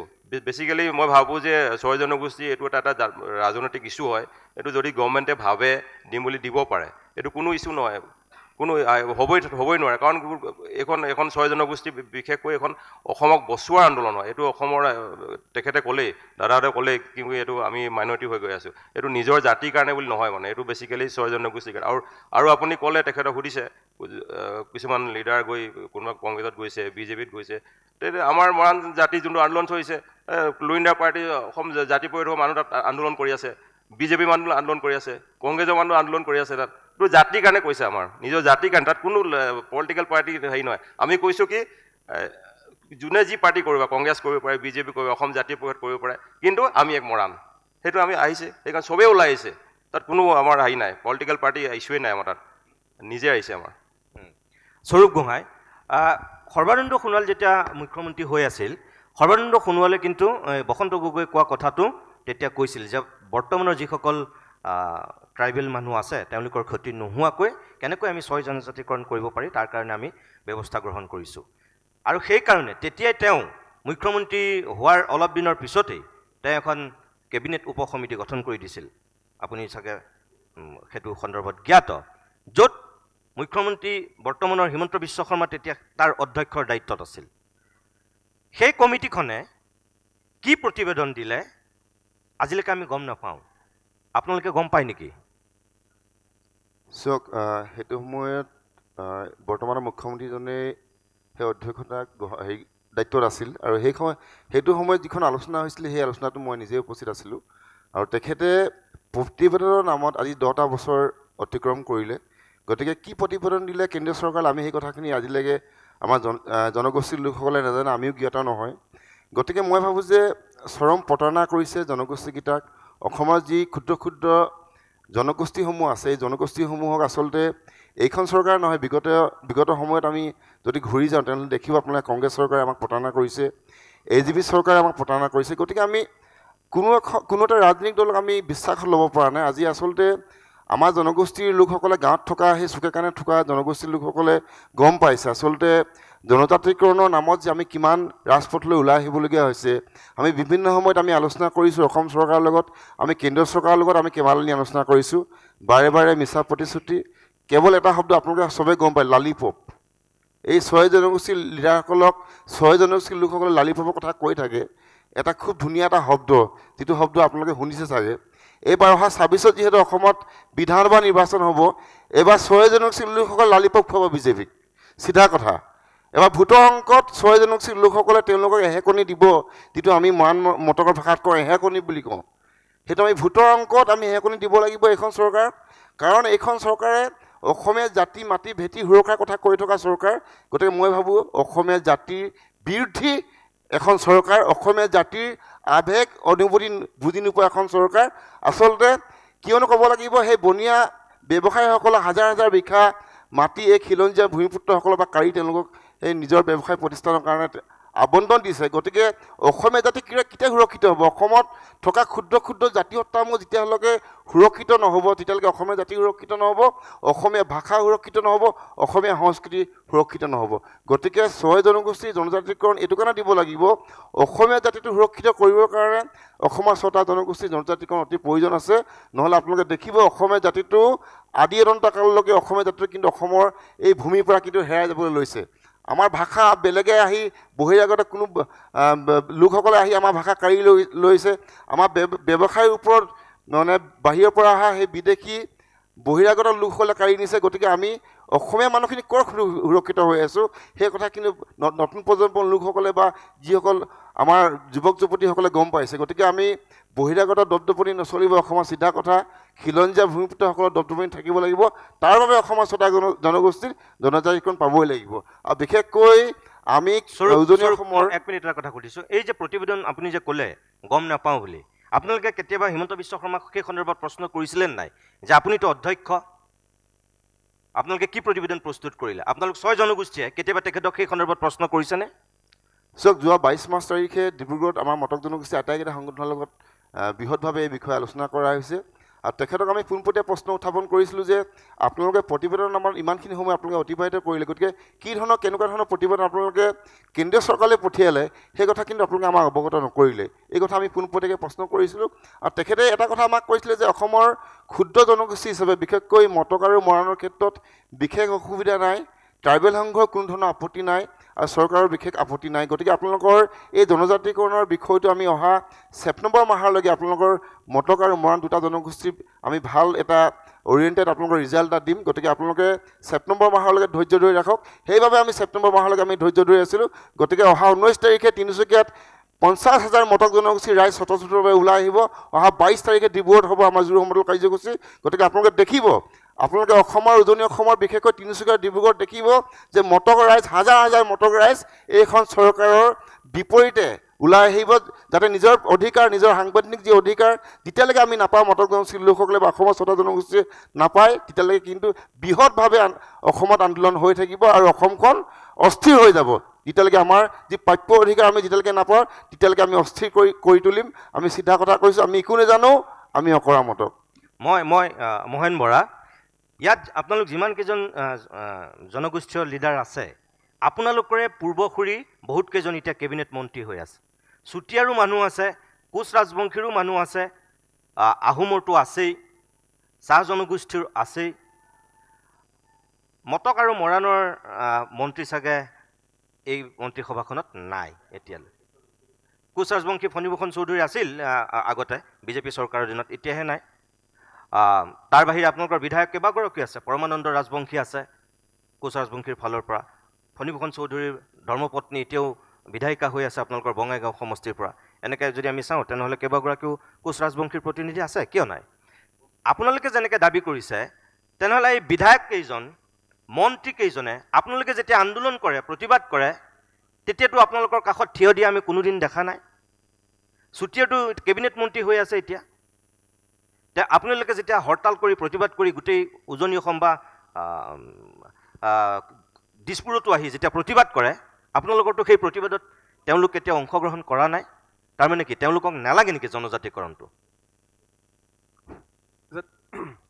আমি যেতিয়া বিভিন্ন সময়ত আচলতে জনজাতিকৰণৰ দাবীত বিভিন্ন ধৰণৰ আন্দোলন আমি কৰি আছোঁ, আৰু জনগোষ্ঠীয় যিসমূহ জনপ্ৰতিনিধি বৰ্তমান আপোনাৰ কি কয় বিধানসভাত আছে, আমি তেখেতসকলে আচলতে আমি ইমান সদিচ্ছা আছে বুলি আমি নাভাবোঁ। এইটো কাৰণে নাভাবোঁ কাৰণ তেখেতসকলৰ সদিচ্ছা থকাহেঁতেন আজি প্ৰতিটো জনগোষ্ঠীয় যিসমূহ জনপ্ৰতিনিধি আছে বিধানসভাত, যে তেখেতসকলে চৰকাৰক আচলতে প্ৰেছাৰ ক্ৰিয়েট কৰিব পাৰিব লাগে। কিন্তু আমি দেখিছোঁ যে এইখন চৰকাৰ আচলতে মুখ্যমন্ত্ৰীগৰাকীলৈ যে প্ৰতিটো জনগোষ্ঠীয় যিবোৰ জনপ্ৰতিনিধিসকলে সকলোৱে ভয়ে খায় মুখ্যমন্ত্ৰীক আচলতে যে 6 জনগোষ্ঠী জনজাতিকৰণৰ বিষয়ত আগুৱাই নিব লাগে বা বেলেগ বিষয়বিলাক আগুৱাই নিব লাগে বুলি মুখ্যমন্ত্ৰীৰ বাহিৰে কোনো মন্ত্ৰী আচলতে মুখ্যমন্ত্ৰী ক'ব পৰা একদম আমি এইখন চৰকাৰত দেখা পোৱা নাই। এইটো মূল বিষয় যে আমি কিন্তু যে বিভিন্ন সময়ত আমাৰ যিবোৰ জনগোষ্ঠীয় প্ৰতিনিধি আছে মন্ত্ৰীসভাত, আমি তেওঁলোকক কৈছোঁ, তেওঁলোকে কম বুলি কয়, কিন্তু আমি কেতিয়াও চাওক যে চুতীয়া জনগোষ্ঠীৰ পৰা আমি দেখিছোঁ জনপ্ৰতিনিধি আছে, তেখেতসকলেও যে কেতিয়াও বিধানসভাত আচলতে এই 6 জনগোষ্ঠী বা চুতীয়াসকলকে 6 জনগোষ্ঠী জনজাতিকৰণ দিব লাগিব বুলি আমি প্ৰশ্ন উত্থাপন আমি দেখা পোৱা নাই। এইটো দুৰ্ভাগ্যজনক বিষয়। গতিকে আমি ভৱিষ্যতৰ দিনত যে তেখেতসকলেও যে আমাক প্ৰতাৰিত কৰিছে এই কথা বতৰাখিনি আমিও ৰাইজৰ মাজলৈ নিব লাগিব। আৰু আমি ইতিমধ্যে গম পাইছে যে আমি যোৱা গোলাঘাটত গণসভা কৰিছিলোঁ, তেতিয়া কিন্তু আমি জনপ্ৰতিনিধিসকলে যে আমাক আচলতে প্ৰতাৰিত কৰিছে, প্ৰবঞ্চনিত কৰিছে, আমি কথা বতৰাখিনি কৈছোঁ। আৰু ইতিমধ্যে এটা কৈছোঁ যে আজি তাৰিখলৈকে মুখ্যমন্ত্ৰীয়ে আপুনি যিটো কৈছিলে চবুৱে হৈছিলে যে প্ৰতিবেদনৰ কথাটো, এই প্ৰতিবেদনৰ বিষয়টো হৈছে যে আজি তাৰিখলৈ প্ৰতিবেদন পঠোৱাই নাই। কাৰণ আমাক বিভিন্ন সময়ত আলোচনাৰ সময়ত আমাক প্ৰতিবেদন প্ৰথম কৈ থকা হৈছিল যে আমি যোৱা মাৰ্চ মাহত মুখ্যমন্ত্ৰী আলোচনা হৈছিল, সেই মাৰ্চ মাহৰ আলোচনাত আমাক কি কয় বহাগ বিহুৰ আগত আপোনাৰ চাব বিভিন্ন সময়ত তেওঁ বাদ দিয়া হয় যে বহাগ বিহুৰ আগত আমাক প্ৰতিবেদন প্ৰেৰণ কৰিম বুলি কোৱা হৈছিল। আৰু সেই প্ৰতিবেদন 6 জনগোষ্ঠীৰ সপক্ষে যাব বুলি কোৱা হৈছিল, ভাল ৰিজাল্ট পাব বুলি কোৱা হৈছিল। কিন্তু আজি তাৰিখলৈকে চাওক যে মুখ্যমন্ত্ৰীয়ে বিভিন্ন সময়ত যে এটা পৰিৱেশ ৰচনা হোৱাৰ লগে লগে আন্দোলনৰ পৰিৱেশত যোৱাৰ লগে লগে মুখ্যমন্ত্ৰীয়ে নাটক কৰি দিয়া হয় যে মুখ্যমন্ত্ৰীয়ে সেই সময়ত এটা কথা কৈ দিয়ে, আকৌ পৰিৱেশটো তেওঁ বক্তব্য শুনাৰ পিছত আমি সকলোৱে অলপ স্থবিৰ হোৱাৰ পিছত তেওঁ আকৌ পাভলিটো মাৰি দিয়া হয়। গতিকে এতিয়া যেতিয়া মৰাণ ছাত্ৰ সন্থাই বা মৰাণ সংগঠনে খুব জোৰদাৰভাৱে আন্দোলন সাব্যস্ত কৰে, তেওঁ ভয়ত লগালগ কৰি দিলে যে নৱেম্বৰত প্ৰতিবেদন পঠাম। কিন্তু এনেকুৱা ধৰণৰ আকৌ তেওঁ নৱেম্বৰত প্ৰতিবেদন পঠাম বুলি ক'ব, যে কিন্তু নৱেম্বৰত প্ৰতিবেদন নপঠাই আমি জানো, নিশ্চিতভাৱে জানো। কাৰণ তেওঁ বিভিন্ন সময়ত আজি মাৰ্চ কৈছে, কেতিয়াবা বহাগ বিহু কৈছে, কেতিয়াবা কাতি বিহু কৈছে, কিন্তু প্ৰতিবেদন কৰি নাপায়। আমি কিন্তু যেতিয়া আপোনাৰ ট্ৰাইবেল মিনিষ্টাৰৰ লগত কথা পাতিছিলোঁ ইয়াত আহি, যে তেখেতে কৈছে অসম চৰকাৰৰ প্ৰতিবেদনৰ ওপৰত গোটেই কথাটো নিৰ্ভৰ কৰি আমাক জনাইছিল। কিন্তু আজি তাৰিখলৈকে অসম চৰকাৰে প্ৰতিবেদন নপঠাই অসম চৰকাৰৰ সদিচ্ছা নেদেখায়। কিন্তু অসম চৰকাৰে এই বিষয়টোক লৈ কেৱল মাথো ৰাজনীতি কৰিছে যে নিৰ্বাচনৰ সময়ত 6 জনগোষ্ঠীক আকৌ কৈ দিব যে এইবাৰ আমি ভাবি আছোঁ যে তেওঁলোকে প্ৰতিবেদন পঠাম বুলি ক'বলৈ আৰম্ভ কৰিছে, আৰু কিবা প্ৰতিবেদন এখন পঠাই আছে নাটক কৰিব, যে তেখেতসকলৰ সঁচা অৰ্থতে সদিচ্ছাৰ অভাৱ। আৰু আমি কোনো কাৰণতে চাওক যে আমি এটা পৰ্যায়লৈকে যে যিহেতু কংগ্ৰেছ চৰকাৰে সময়ত প্ৰতাৰণা কৰিছিলে, AGP চৰকাৰে প্ৰতাৰণা কৰিছিলে, যে বিজেপি দলে 2014 চনৰ নিৰ্বাচনৰ প্ৰাক মুহূৰ্তত আমি 6 জনগোষ্ঠীয়ে যে সম্পূৰ্ণ সহায় কৰিছোঁ আৰু তেখেতে প্ৰতিশ্ৰুতি প্ৰদান কৰিছিল যে আমি যদি কংগ্ৰেছে প্ৰতাৰণা কৰিলে ভাবিলোঁ যে আমাৰ কথাখিনি ক'বৰ কাৰণে বিজেপিয়ে ভাল হ'ব, বিজেপিক সহায় কৰা হৈছিল, যে আমি সকলো উজনি অসমৰ কথাখিনি চালে গম পাব। কিন্তু তাৰপিছত তেওঁলোকে আচলতে ছমাহটো বাদ দিয়ক, এতিয়া কেন্দ্ৰত 3বাৰ চৰকাৰ হ'ল, ৰাজ্যত 2বাৰ চৰকাৰ হ'ল। আজি তাৰিখলৈকে গুৰুত্বপূৰ্ণভাৱে অসমতো আচলতে অসম মন্ত্ৰীসভাও 6 জনগোষ্ঠীৰ বিষয়টো আলোচনা কৰিছে নেকি কেতিয়াও আমি কোৱা দেখা পোৱা নাই। গতিকে তেওঁলোকে এই কথাটো চাওক, অসমৰ দীৰ্ঘদিনীয়া যিবোৰ সমস্যা আছে, অকল জনজাতিকৰণৰ সমস্যা নহয়, বিদেশী সমস্যা হওক বা বিভিন্ন সমস্যাৰ ক্ষেত্ৰত যে এই সমস্যাবোৰ তেওঁলোকে জীয়াই ৰাখিব বিচাৰে। তেওঁলোকে আচলতে এই সমস্যাবোৰ লগত ৰাজনীতি কৰিব বিচাৰে, আৰু নিৰ্বাচনৰ সময়ত আকৌ এই অসমৰ বিভিন্ন জাতীয় সমস্যাবিলাক লৈ তেওঁলোকে এটা টোপ দি পেলাই অসমৰ ৰাইজক আচলতে বিভিন্ন টোপ দি বৈতৰণি পাৰ হ'ব বিচাৰে। আৰু আমিও এটা কথা আপোনাৰ আগতেও কৈছোঁ চাওক যে এটা সময়লৈকেহে কিন্তু তেওঁলোকে এনেকুৱা টোপ দি পেলাই নিৰ্বাচনী বৈতৰণি পাৰ হ'ব পাৰিব। মই আগতে কৈছোঁ যে বৰ্তমান আপুনি দেখিছে যে নেপালত কি ধৰণৰ ঘটনা সংঘটিত হৈছে, যে আপোনাৰ বাংলাদেশত কি ধৰণৰ ঘটনা সংঘটিত হৈছে, যে এনেকুৱা ধৰণৰ পৰিৱেশ অসমতো কিন্তু ৰচনা হ'বলৈ বেছি দিন নালাগিব। স্পষ্ট কথা। মই আপোনাক আৰু এটা কথা সুধিছোঁ, তাৰপিছতে মই ধীৰাজ গোৱালাৰ কাষলৈ আহিম। এই যে প্ৰতিবেদনৰ কথা আপুনি ক'লে, এতিয়া মুখ্যমন্ত্ৰী হিমন্ত বিশ্ব শৰ্মাই সেই অধ্যক্ষৰ দায়িত্ব দিলে জনজাতি কল্যাণ মন্ত্ৰী ডাক্তৰ ৰণোজ পেগুক। এতিয়া সেই কমিটিখনে কি কাম কৰি আছে ৰণোজ পেগুক আপোনালোকে কেতিয়াবা সুধিছেনে? চাওক, আমাৰ লগত যেতিয়া আলোচনা হয় যে আমাক তেওঁলোকে আমাৰ চুতীয়াৰ ছাত্ৰ সন্থানৰ যেতিয়া মাৰ্চৰ 27 তাৰিখে আলোচনা হৈছিল, তেতিয়া আমাক কৈছিল ৰণোজ পেগুলৈ আমাৰ কিবা সমস্যা আছিল কৈছিল, এইখিনি ঠিক অলপ কথা পাতিবৰ কাৰণে ৰণোজ পেগুলৈ আলোচনা হ'ব বুলি কোৱা হৈছিল। কিন্তু আজি তাৰিখলৈ আলোচনা নহ'লেই।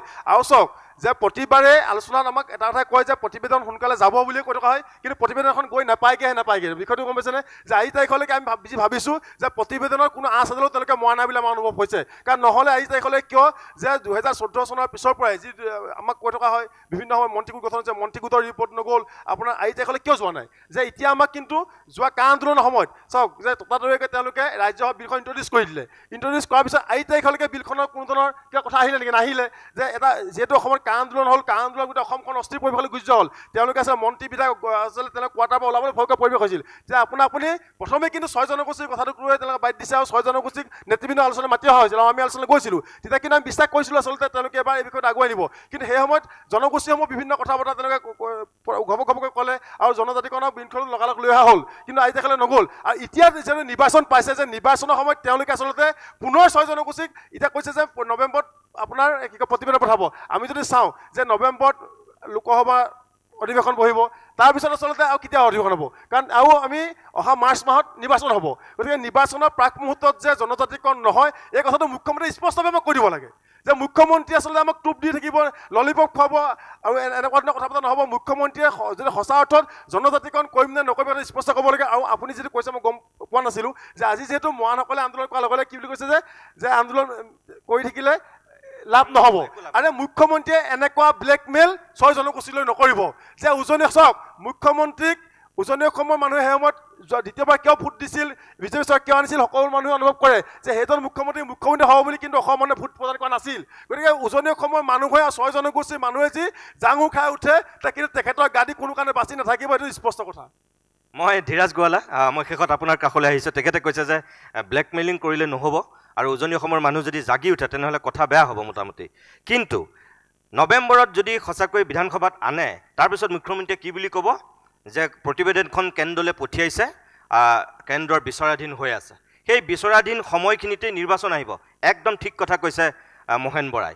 তাৰপিছত গালু বালু খোলাকটিৰ তাল হ'ব, একোতো নহ'বগৈ। তাৰমানে এয়া নিৰ্বাচনী বৈতৰণি পাৰ হ'বৰ কাৰণে সঁচাকৈ আপোনালোকক দিয়া আন এটা ললিপপ হৈছে নেকি এই নৱেম্বৰৰ বিষয়টো? মানে আপুনি কেইবাজনকো সুধি আছে এটা কথা যে জনগোষ্ঠী সংগঠনৰ নেতাসকলে পৰৱৰ্তী সময়ত ৰাজনৈতিক দলত যায়, মন্ত্ৰী হৈ মানে তেওঁলোক সাংসদ হৈছে, কিন্তু জনজাতিকৰণৰ ইছ্যুটোক আগবঢ়াই লৈ যোৱা নাই। 6টা জনগোষ্ঠীৰ ভিতৰত এটা জনগোষ্ঠী টাই আহোমৰ তৰুণ গগৈ ডাঙৰীয়া 15টা বছৰ অসমৰ মুখ্যমন্ত্ৰী আছিল। তেওঁৰ দিনতে জনজাতিকৰণ হোৱাৰ আটাইতকৈ বেছি মানে সুবিধাজনক আৰু সুযোগ আছিল। কিন্তু এতিয়া গোটেই কথাটো হৈছে কি, এই যিবিলাক আপুনি যে কৈছে মন্ত্ৰী যিটো গ্ৰুপ অফ মিনিষ্টাৰ্ছৰ ৰিপৰ্ট, এইবিলাক এটা ড্ৰামা হয়, এইবিলাক নাটক। এইবিলাক আৰু কোনো আপুনি তাতে তেওঁলোকে কিবা প্ৰতিবেদন দিয়ে নে নিদিয়ে সেইটো আচলতে মই ভাবোঁ যে তাৰ কোনো প্ৰমাণ কাৰো ওচৰত নাই। 2019ত আমাৰ প্ৰতিটো জনগোষ্ঠীৰ গোটেইখিনি সংগঠনক লৈ তেতিয়া আমাৰ ইয়াতে হিমন্ত বিশ্ব শৰ্মাৰ অধ্যক্ষতাত ষ্টাফ কলেজত তেতিয়া ডাঙৰকৈ মানে সকলোকে লৈ আলোচনা হৈছিল। তেতিয়া সেইটো সময়ত ডক্টৰ হিমন্ত বিশ্ব শৰ্মাৰ লগতে অন্য এজন অন্যতম গ্ৰুপ অফ মিনিষ্টাৰ্ছত আছিলে সেইসমূহৰ মন্ত্ৰী তপন গগৈ ডাঙৰীয়া। তেওঁ 6টা জনগোষ্ঠীৰ মাজৰে এজন তেওঁ আছিল, প্ৰতিনিধি আছিল। এতিয়া এই গোটেই বিষয়টো 6টা জনগোষ্ঠীৰ জনজাতিকৰণৰ গোটেই বিষয়টোক লৈ মানে ৰাজনৈতিক দল হিচাপে যদি আপুনি চাই, কংগ্ৰেছৰ সাহস নাছিল 6টা জনগোষ্ঠীক জনজাতিকৰণ কৰি। ট্ৰাইবেলসকলৰ যিটো বিৰোধিতা, মই ভাবোঁ যে সেইটো একমাত্ৰ কাৰণ নহয়। যিটো কৈ থকা হয় যে এক্সিষ্টিং ট্ৰাইবেলসকলৰ বিৰোধিতাৰ কাৰণে চৰকাৰখনে কৰিব পৰা নাই, নাইবা তাতে এটা নোট লিখি থৈ গ'ল সেইটো সময়ত কংগ্ৰেছে ৰিজলিউশ্যন লওঁতে যে এক্সিষ্টিং যিসকল ST আছে তেওঁলোকৰ কোনো ক্ষতি নোহোৱাকৈ জনজাতিকৰণ কৰিব লাগে। কিন্তু এতিয়া মুখ্যমন্ত্ৰীয়ে কৈছে যে সেইসকলৰ ক্ষতি হ'লেও আমি কৰিম, এনেকুৱাকৈ কৈছে। ক্ষতি হ'লেও আমি কৰিব লাগিব, তাৰমানে তেনেকৈ প্ৰস্তাৱ ল'ব লাগিব বুলি কৈছে। চাওক, যদি কৰিব লাগিছিলতো কেতিয়াবা কৰিব লাগিছিল, কৰিব পাৰিলেহেঁতেন। কাৰণ ইয়াৰ আগৰ সৰ্বানন্দ সোণোৱাল মুখ্যমন্ত্ৰী থকা অৱস্থাতো তেখেতে গ্ৰুপ অফ মিনিষ্টাৰ্ছৰ তেওঁ অধ্যক্ষ আছিল, গোটেই বিষয়টো তেওঁ চাই আছিল। গতিকে নাই, এতিয়া নৱেম্বৰত আপুনি ভাবেনে তেনেকুৱা এটা প্ৰস্তাৱ ল'ব বুলি সঁচাকৈ? যে বৰ্তমানৰ ট্ৰাইবেলসকলৰ ক্ষতি হ'লেও আমি এই 6 জনগোষ্ঠীক জনজাতিকৰণ কৰিব লাগিব এনেকৈ প্ৰস্তাৱ ল'ব পাৰিব বুলি আপুনি ভাবেনে? মানে চাওক বিটিআৰৰ ইলেকশ্যনটো মানে পাৰ হোৱাৰ পিছত তাৰপিছত তেখেতৰ বক্তব্য সলনি হ'ব আৰু এতিয়া যিটো আপোনাৰ ৰিজলিউশ্যন যিটো তেওঁলোকে কৈছে আপুনি চাওক অধ্যক্ষজন কোন হয়? ডক্টৰ ৰনোজ পেগু। ডক্টৰ ৰনোজ পেগুৱে এনেকুৱা এটা ৰিপৰ্ট দিবনে যিটো ৰিপৰ্টে ট্ৰাইবেলসকলক ক্ষতি কৰি 6টা জনগোষ্ঠীক জনজাতিকৰণ কৰিব পাৰে? ৰনোজ পেগু মন্ত্ৰী হোৱাৰ আগত কিন্তু তাৰপিছত ৰনোজ 6 জনগোষ্ঠীৰ দাবীৰ প্ৰতি সমৰ্থন জনাইছে, কিন্তু তাৰপিছত ৰনোজ পেগুৰ ছবিখন থাকিবনে? তেওঁ যদি কয় যে ট্ৰাইবেলসকলৰ ক্ষতি হ'লেও 6টা জনগোষ্ঠীক জনজাতিকৰণ কৰিব লাগে বুলি। গতিকে এই যিবিলাক ড্ৰামা, এই ড্ৰামাবিলাক আচলতে আমি যেনেকৈ বুজি পাওঁ, সাধাৰণ ৰাইজেও মই ভাবিছোঁ বুজি পায়। এতিয়া এই জনজাতিকৰণৰ যিটো ইছ্যু, আমি আজি 6টা সংগঠনৰ নেতৃত্ব ইয়াতে আমি আলোচনা কৰিছোঁ। এতিয়া জনগোষ্ঠীসমূহে এককভাৱে আন্দোলন কৰি আছে। এককভাৱে কৰি থকা এই আন্দোলনটো আপুনি দেখিছে তিনিচুকীয়াত মৰাণসকলে আন্দোলন কৰিছে, মটকসকলে আন্দোলন কৰিছে, আন্দোলন কৰিছে। আমি আন্দোলন আৰম্ভ কৰিম, টাইসমূহসকলেও কৰিব। তো এই আন্দোলনটোৱে আচলতে ঐক্যবদ্ধ যিটো সংগ্ৰাম, সেই ঐক্যবদ্ধ সংগ্ৰামটোৰ আটাইতকৈ বেছি প্ৰয়োজনীয়তা আছে। আৰু মই ভাবোঁ যে জিলাই জিলাই হোৱা আন্দোলনটো যেতিয়া দিছপুৰলৈ আহিব আৰু তাৰ পৰৱৰ্তী সময়ত নিশ্চিতভাৱে চৰকাৰখন বাধ্য কৰিব লাগিব। আৰু মই আৰু এটা কথা, তাৰমানে আহি থকা দিনত আপোনালোক গোটেই 6 জনগোষ্ঠী ঐক্যভাৱে ক'ৰবাত থিয় হ'ব নিশ্চিতভাৱে, আমি কথা পাতিছোঁ। আৰু মই আৰু এটা কথা আপোনাক কওঁ, চাওক কংগ্ৰেছৰ দিনত ইলেকশ্যন মেনিফেষ্টোত তেওঁলোকেও কৈছিলে 6টা জনগোষ্ঠীক জনজাতিকৰণ কৰিম বুলি, তেওঁলোকে নকৰিলে 15টা বছৰে। এতিয়া বিজেপিৰ শাসনত থকা অৱস্থাত কংগ্ৰেছে কৈ আছে যে তেওঁলোকে 6টা জনগোষ্ঠীৰ জনজাতিকৰণ হ'ব লাগে। পাৰ্লিয়ামেণ্টত কুৱেশ্যন সোধে আমাৰ ধৰক ৰকিবুল হুছেইন ডাঙৰীয়া নাইবা প্ৰদ্যুৎ বৰদলৈ ডাঙৰীয়াই। কংগ্ৰেছ থকাৰ সময়ত বিজেপিয়ে কুৱেশ্যন সোধে আৰু সেইবিলাক ডাঙৰ ডাঙৰ নিউজ হয় যে এতিয়ালৈকে জনজাতিকৰণৰ কোনো কথা হোৱা নাই। মই ভাবোঁ যে বিৰোধী ৰাজনৈতিক যিবিলাক শক্তি থাকে, আপুনি কেতিয়াবা শুনিছেনে যে লোকসভাত 6টা জনগোষ্ঠীৰ জনজাতিকৰণক লৈ কোনোবা এজন বিৰোধী সাংসদ সৰব হৈছে? কুৱেশ্যনটো সাধাৰণভাৱে জনজাতিকৰণটো কি পৰ্যায়ত আছে, এইটো এটা ৰেগুলাৰ সাধাৰণ এটা কুৱেশ্যন, প্ৰশ্ন আনিছে বিৰোধী অসমৰ সাংসদে প্ৰশ্ন আনিছে। তেতিয়া কেন্দ্ৰীয় জনজাতি মন্ত্ৰীয়ে ক'বলগীয়া হৈছে যে আমি কোনো প্ৰতিবেদনো পোৱা নাই বা এই ধৰণৰ কোনো কামো আগবঢ়া নাই, তেনেকুৱা ষ্টেটমেণ্ট পূৰ্বতে দি থৈছে। কিন্তু কংগ্ৰেছেও কেতিয়াবা সৰব প্ৰতিবাদ কৰিছে নেকি লোকসভাত 6টা জনগোষ্ঠীক জনজাতিকৰণ কৰিব লাগে বুলি? ইমান এটা ডাঙৰ ইছ্যুক লৈ কংগ্ৰেছ দলটোও কেতিয়াবা এটা সৰব প্ৰতিবাদ কৰা আপুনি দেখিছে নেকি? কেতিয়াও নাই কৰা লোকসভাত। আচলতে গোটেই ইছ্যুটোক কংগ্ৰেছ শাসনত থাকিলে কংগ্ৰেছে যি ধৰণে পাৰে টেকল কৰিব বিচাৰে, বিজেপি শাসনত থাকিলে বিজেপিয়ে টেকল কৰিব বিচাৰে। আৰু আল্টিমেটলি অসমখন যদি জনজাতিৰ ৰাজ্য হয়, মই কোৱাৰ দৰে অসমৰ যিটো এতিয়া বৰ্তমানৰ যিটো পলিটিকেল চিনেৰিঅ' সেইটো সাংঘাতিক ধৰণে ডিষ্টাৰ্ব হ'ব। আৰু যাৰ কাৰণে অলপ আগতে অশোক সিংঘালৰ কথা ক'লে, অকল অশোক সিংঘালে নহয়, মুখ্যমন্ত্ৰীও হ'ব নোৱাৰিব। ডেফিনেটলি মুখ্যমন্ত্ৰীটো 6টা জনগোষ্ঠীৰ মাজৰে এজন হ'ব যদি 6টা জনগোষ্ঠীৰ। আৰু যদি সেইটোৱে হয় তেনেহ'লে জনজাতিকৰণ সুদূৰ প্ৰসাৰ মানে অদূৰ ভৱিষ্যতলৈ সুদূৰ পৰাহত হৈ ৰ'ব, কেতিয়াও অনন্ত কাললৈ মানে জনজাতিকৰণ নহ'ব তাৰমানে আপোনাৰ কথা মতে? নাই, মই ভাবিছোঁ কথাবিলাক যেনেকৈ আমি গম পাইছোঁ, আপুনি গম পাইছে, সৰ্বসাধাৰণ মানুহে গম পাইছে। গতিকে সদায়তো আৰু আমাক বুৰ্বক বনাই থাকিব নোৱাৰিব। আপাৰ আছামত 42খন বিধানসভা আসন আছে। উজনি অসমত আপুনি যদি কয়, উজনি অসমৰ 42খন বিধানসভাৰ আসনক আজি তাতে ধৰক 6টা জনগোষ্ঠীৰ গৰিষ্ঠ সংখ্যক মানুহ থাকে। ঠিক তেনেকৈ আপুনি লোৱাৰ আছামতো যদি চাই, বঙাইগাঁওকে ধৰি এইটো অঞ্চলতো কোচ ৰাজবংশী লোক আছে। কুকুৰাঝাৰৰ পৰা আদি কৰি এইটো অঞ্চলত বিশেষভাৱে চাহ জনগোষ্ঠীৰ যিসকল চান্থাল লোক আছে, বিভিন্ন গৰিষ্ঠ সংখ্যক লোক আছে। আজি বিটিআৰ 32% বড়োক লৈ বিটিআৰ গঠন হৈ আছে। মই যে কৈছোঁ পলিটিকেল যিটো চিনেৰিঅ', এই চিনেৰিঅ'টো সাংঘাতিক ধৰণে ডিষ্টাৰ্ব হ'ব বুলি কংগ্ৰেছ, বিজেপি, যিকোনো ৰাষ্ট্ৰীয় দল, কোনো ৰাষ্ট্ৰীয় দলে 6টা জনগোষ্ঠীক জনজাতিকৰণ কৰিবলৈ কেতিয়াও সাহস নকৰে। মই আপোনাক ক'লো, আঞ্চলিকতাবাদী শক্তিয়ে যদি এটা সময়ত উঠি আহি আঞ্চলিকতাবাদী শক্তিয়ে যদি সৰ্বসাধাৰণ ৰাইজক এই কথাটো বুজাব পাৰে, তেতিয়া মই কৈছোঁ 6টা জনগোষ্ঠী। মোৰ সময় শেষ হৈছে।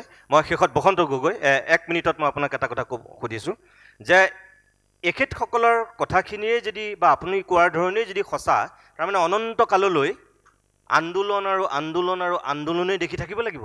এই বিদেশী ইছ্যুটো যেনেকৈ আজি 40 বছৰ চলি আছে, এই জনজাতিকৰণো তাৰমানে আপোনালোকে কোৱা কথাখিনিয়ে যদি সঁচা, কাৰোবাৰ যদি ৰাজনৈতিক স্বাৰ্থত এইবিলাক হোৱা নাই, তেনেহ'লে এইটো ভৱিষ্যতলৈ নহ'ব। তাৰমানে আপোনালোকে আন্দোলন কৰি যাব আৰু একাংশ নেতা বনোৱা কাৰখানাৰ হিচাপে নেতা ওলাই ওলাই গৈ থাকিব, সিমানেই হ'ব। দাদা, তেতিয়া বেছি দুখ লাগে যেতিয়া জনজাতিকৰণৰ ইছ্যুটো কেৱল নেতৃত্বকেন্দ্ৰিক ইছ্যু বুলি যেতিয়া উপস্থাপন কৰা হয়। ইছ্যুটো ধীৰাজ গোৱালা ডাঙৰীয়া নহয়, ইছ্যুটো মহেনৰ নহয়, ইছ্যুটো স্বৰূপৰ নহয়, ইছ্যুটো আমাৰ সকলোৰে।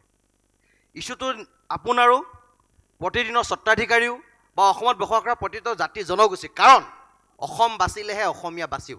এই যে কোৱা হৈছে যে অসমৰ মুখ্যমন্ত্ৰীজন জনজাতীয় নহ'ব বুলি অসমখন সুৰক্ষিত নহ'ব নেকি, প্ৰশ্নটো তাত অহা নাই। প্ৰশ্নটো হৈছে যে মোৰ গাঁৱৰ কাষত থকা বাগানখনৰ মালিক ইষ্ট ইণ্ডিয়া কোম্পানীয়ে হৈ থাকিব, নে কেলকাতাৰ কোম্পানী হৈ থাকিব, নে থলগিৰি খিলঞ্জীয়া ৰাইজ হ'ব। মোৰ প্ৰশ্নটো তাত আছে যে ONGCৰ খনন মোৰ শিৱসাগৰত হৈছে, অফিচ ডেৰাডুনৰ পৰা হ'ব নে পৰিচালনা গুৱাহাটীৰ পৰা হ'ব, প্ৰশ্নটো তাত হৈছে। মোৰ প্ৰশ্ন তাতহে হৈছে যে মোৰ পিছফালে থকা হাজাৰ হাজাৰ বিঘা কৃষিভূমিত মই খেতি কৰিব পাৰিম নে আদানী আম্বানীয়ে তাত ফেক্টৰী খুলিব পাৰিম, প্ৰশ্নটো তাত। প্ৰশ্নটো খিলঞ্জীয়াৰ, প্ৰশ্নটো সামগ্ৰিক, প্ৰশ্নটো জনগোষ্ঠীয় প্ৰশ্ন নহয়। আৰু প্ৰশ্নটোক লৈ যিধৰণে অসমত এটা মানে চিনেৰিও ক্ৰিয়েট কৰা হৈছে যে 6 জনগোষ্ঠীৰ নেতাসকলে ইলেকশ্যন অহাৰ লগে লগে আন্দোলন কৰে। আৰে আন্দোলন 6 জনগোষ্ঠীৰ আন্দোলন নহয়, আন্দোলন অসম আৰু অসমীয়াক বচোৱা আন্দোলন। তাৰপিছত মই এটা কথা আপোনাক কম, বেয়া নাপাব। দিনত আন্দোলন কৰে, ৰাতি আকৌ সেই নেতাবিলাকে গৈ মনে মনে মন্ত্ৰীৰ লগত গৈ পেলাই চাহ ভাত খাই গৈ, আৰু কোনোবাই পেকেট আনে মন্ত্ৰীৰ পৰা বোলে, আমি নাজানো, শুনা কথা, আপুনি বেয়া নাপাব। মই আপোনাক কৈছোঁ বা এখেতসকলক কৈছোঁ বুলি মই কোৱা নাই, কিন্তু একাংশ তেনেকুৱা মেৰুদণ্ডহীন একাংশ আপোনালোকৰ নেতৃত্বৰ কাৰণেই কিন্তু গোটেই জনগোষ্ঠীবিলাকৰ জ্বালা খাই আছে। মেৰুদণ্ডহীন চৰকাৰী যিসকল নেতা, মেৰুদণ্ডহীন চৰকাৰৰ কাৰণে থলগিৰি খিলঞ্জীয়া ৰাইজ বিপদগামী। আৰু মেৰুদণ্ডহীন মুখ্যমন্ত্ৰী, মেৰুদণ্ডহীন মন্ত্ৰীবিলাকৰ কাৰণে আৰু যিসকলে আইন প্ৰণয়ন কৰিছে সেইসকলৰ কাৰণে আজি থলগিৰি খিলঞ্জীয়া ৰাজপথলৈ আহিছে। আৰু যিসকল মেৰুদণ্ডহীন নেতাই এই কাম কৰিছোঁ বুলি কৈছে, আপোনালোকে ৰাইজক এক্সপ'জ কৰক, কৰি দিয়ক যে এইসকলে এইটো কাম কৰিছে। কাৰণ বিষয়টো যিহেতু সামগ্ৰিক, বিষয়টো যিহেতু অসম আৰু অসমীয়াৰ, গতিকে কোনোবা জনগোষ্ঠীয় মানুহৰ এইটো বিষয় নহয়, গতিকে বিষয়টো তেনেকুৱা। আৰু যিসকলে বিৰুদ্ধাচৰণ কৰিবলৈ কৈছে, যেতিয়া বড়োলেণ্ড দিছিলে তেতিয়া তাত অবড়োসকলক সুধি দিছিলে নেকি?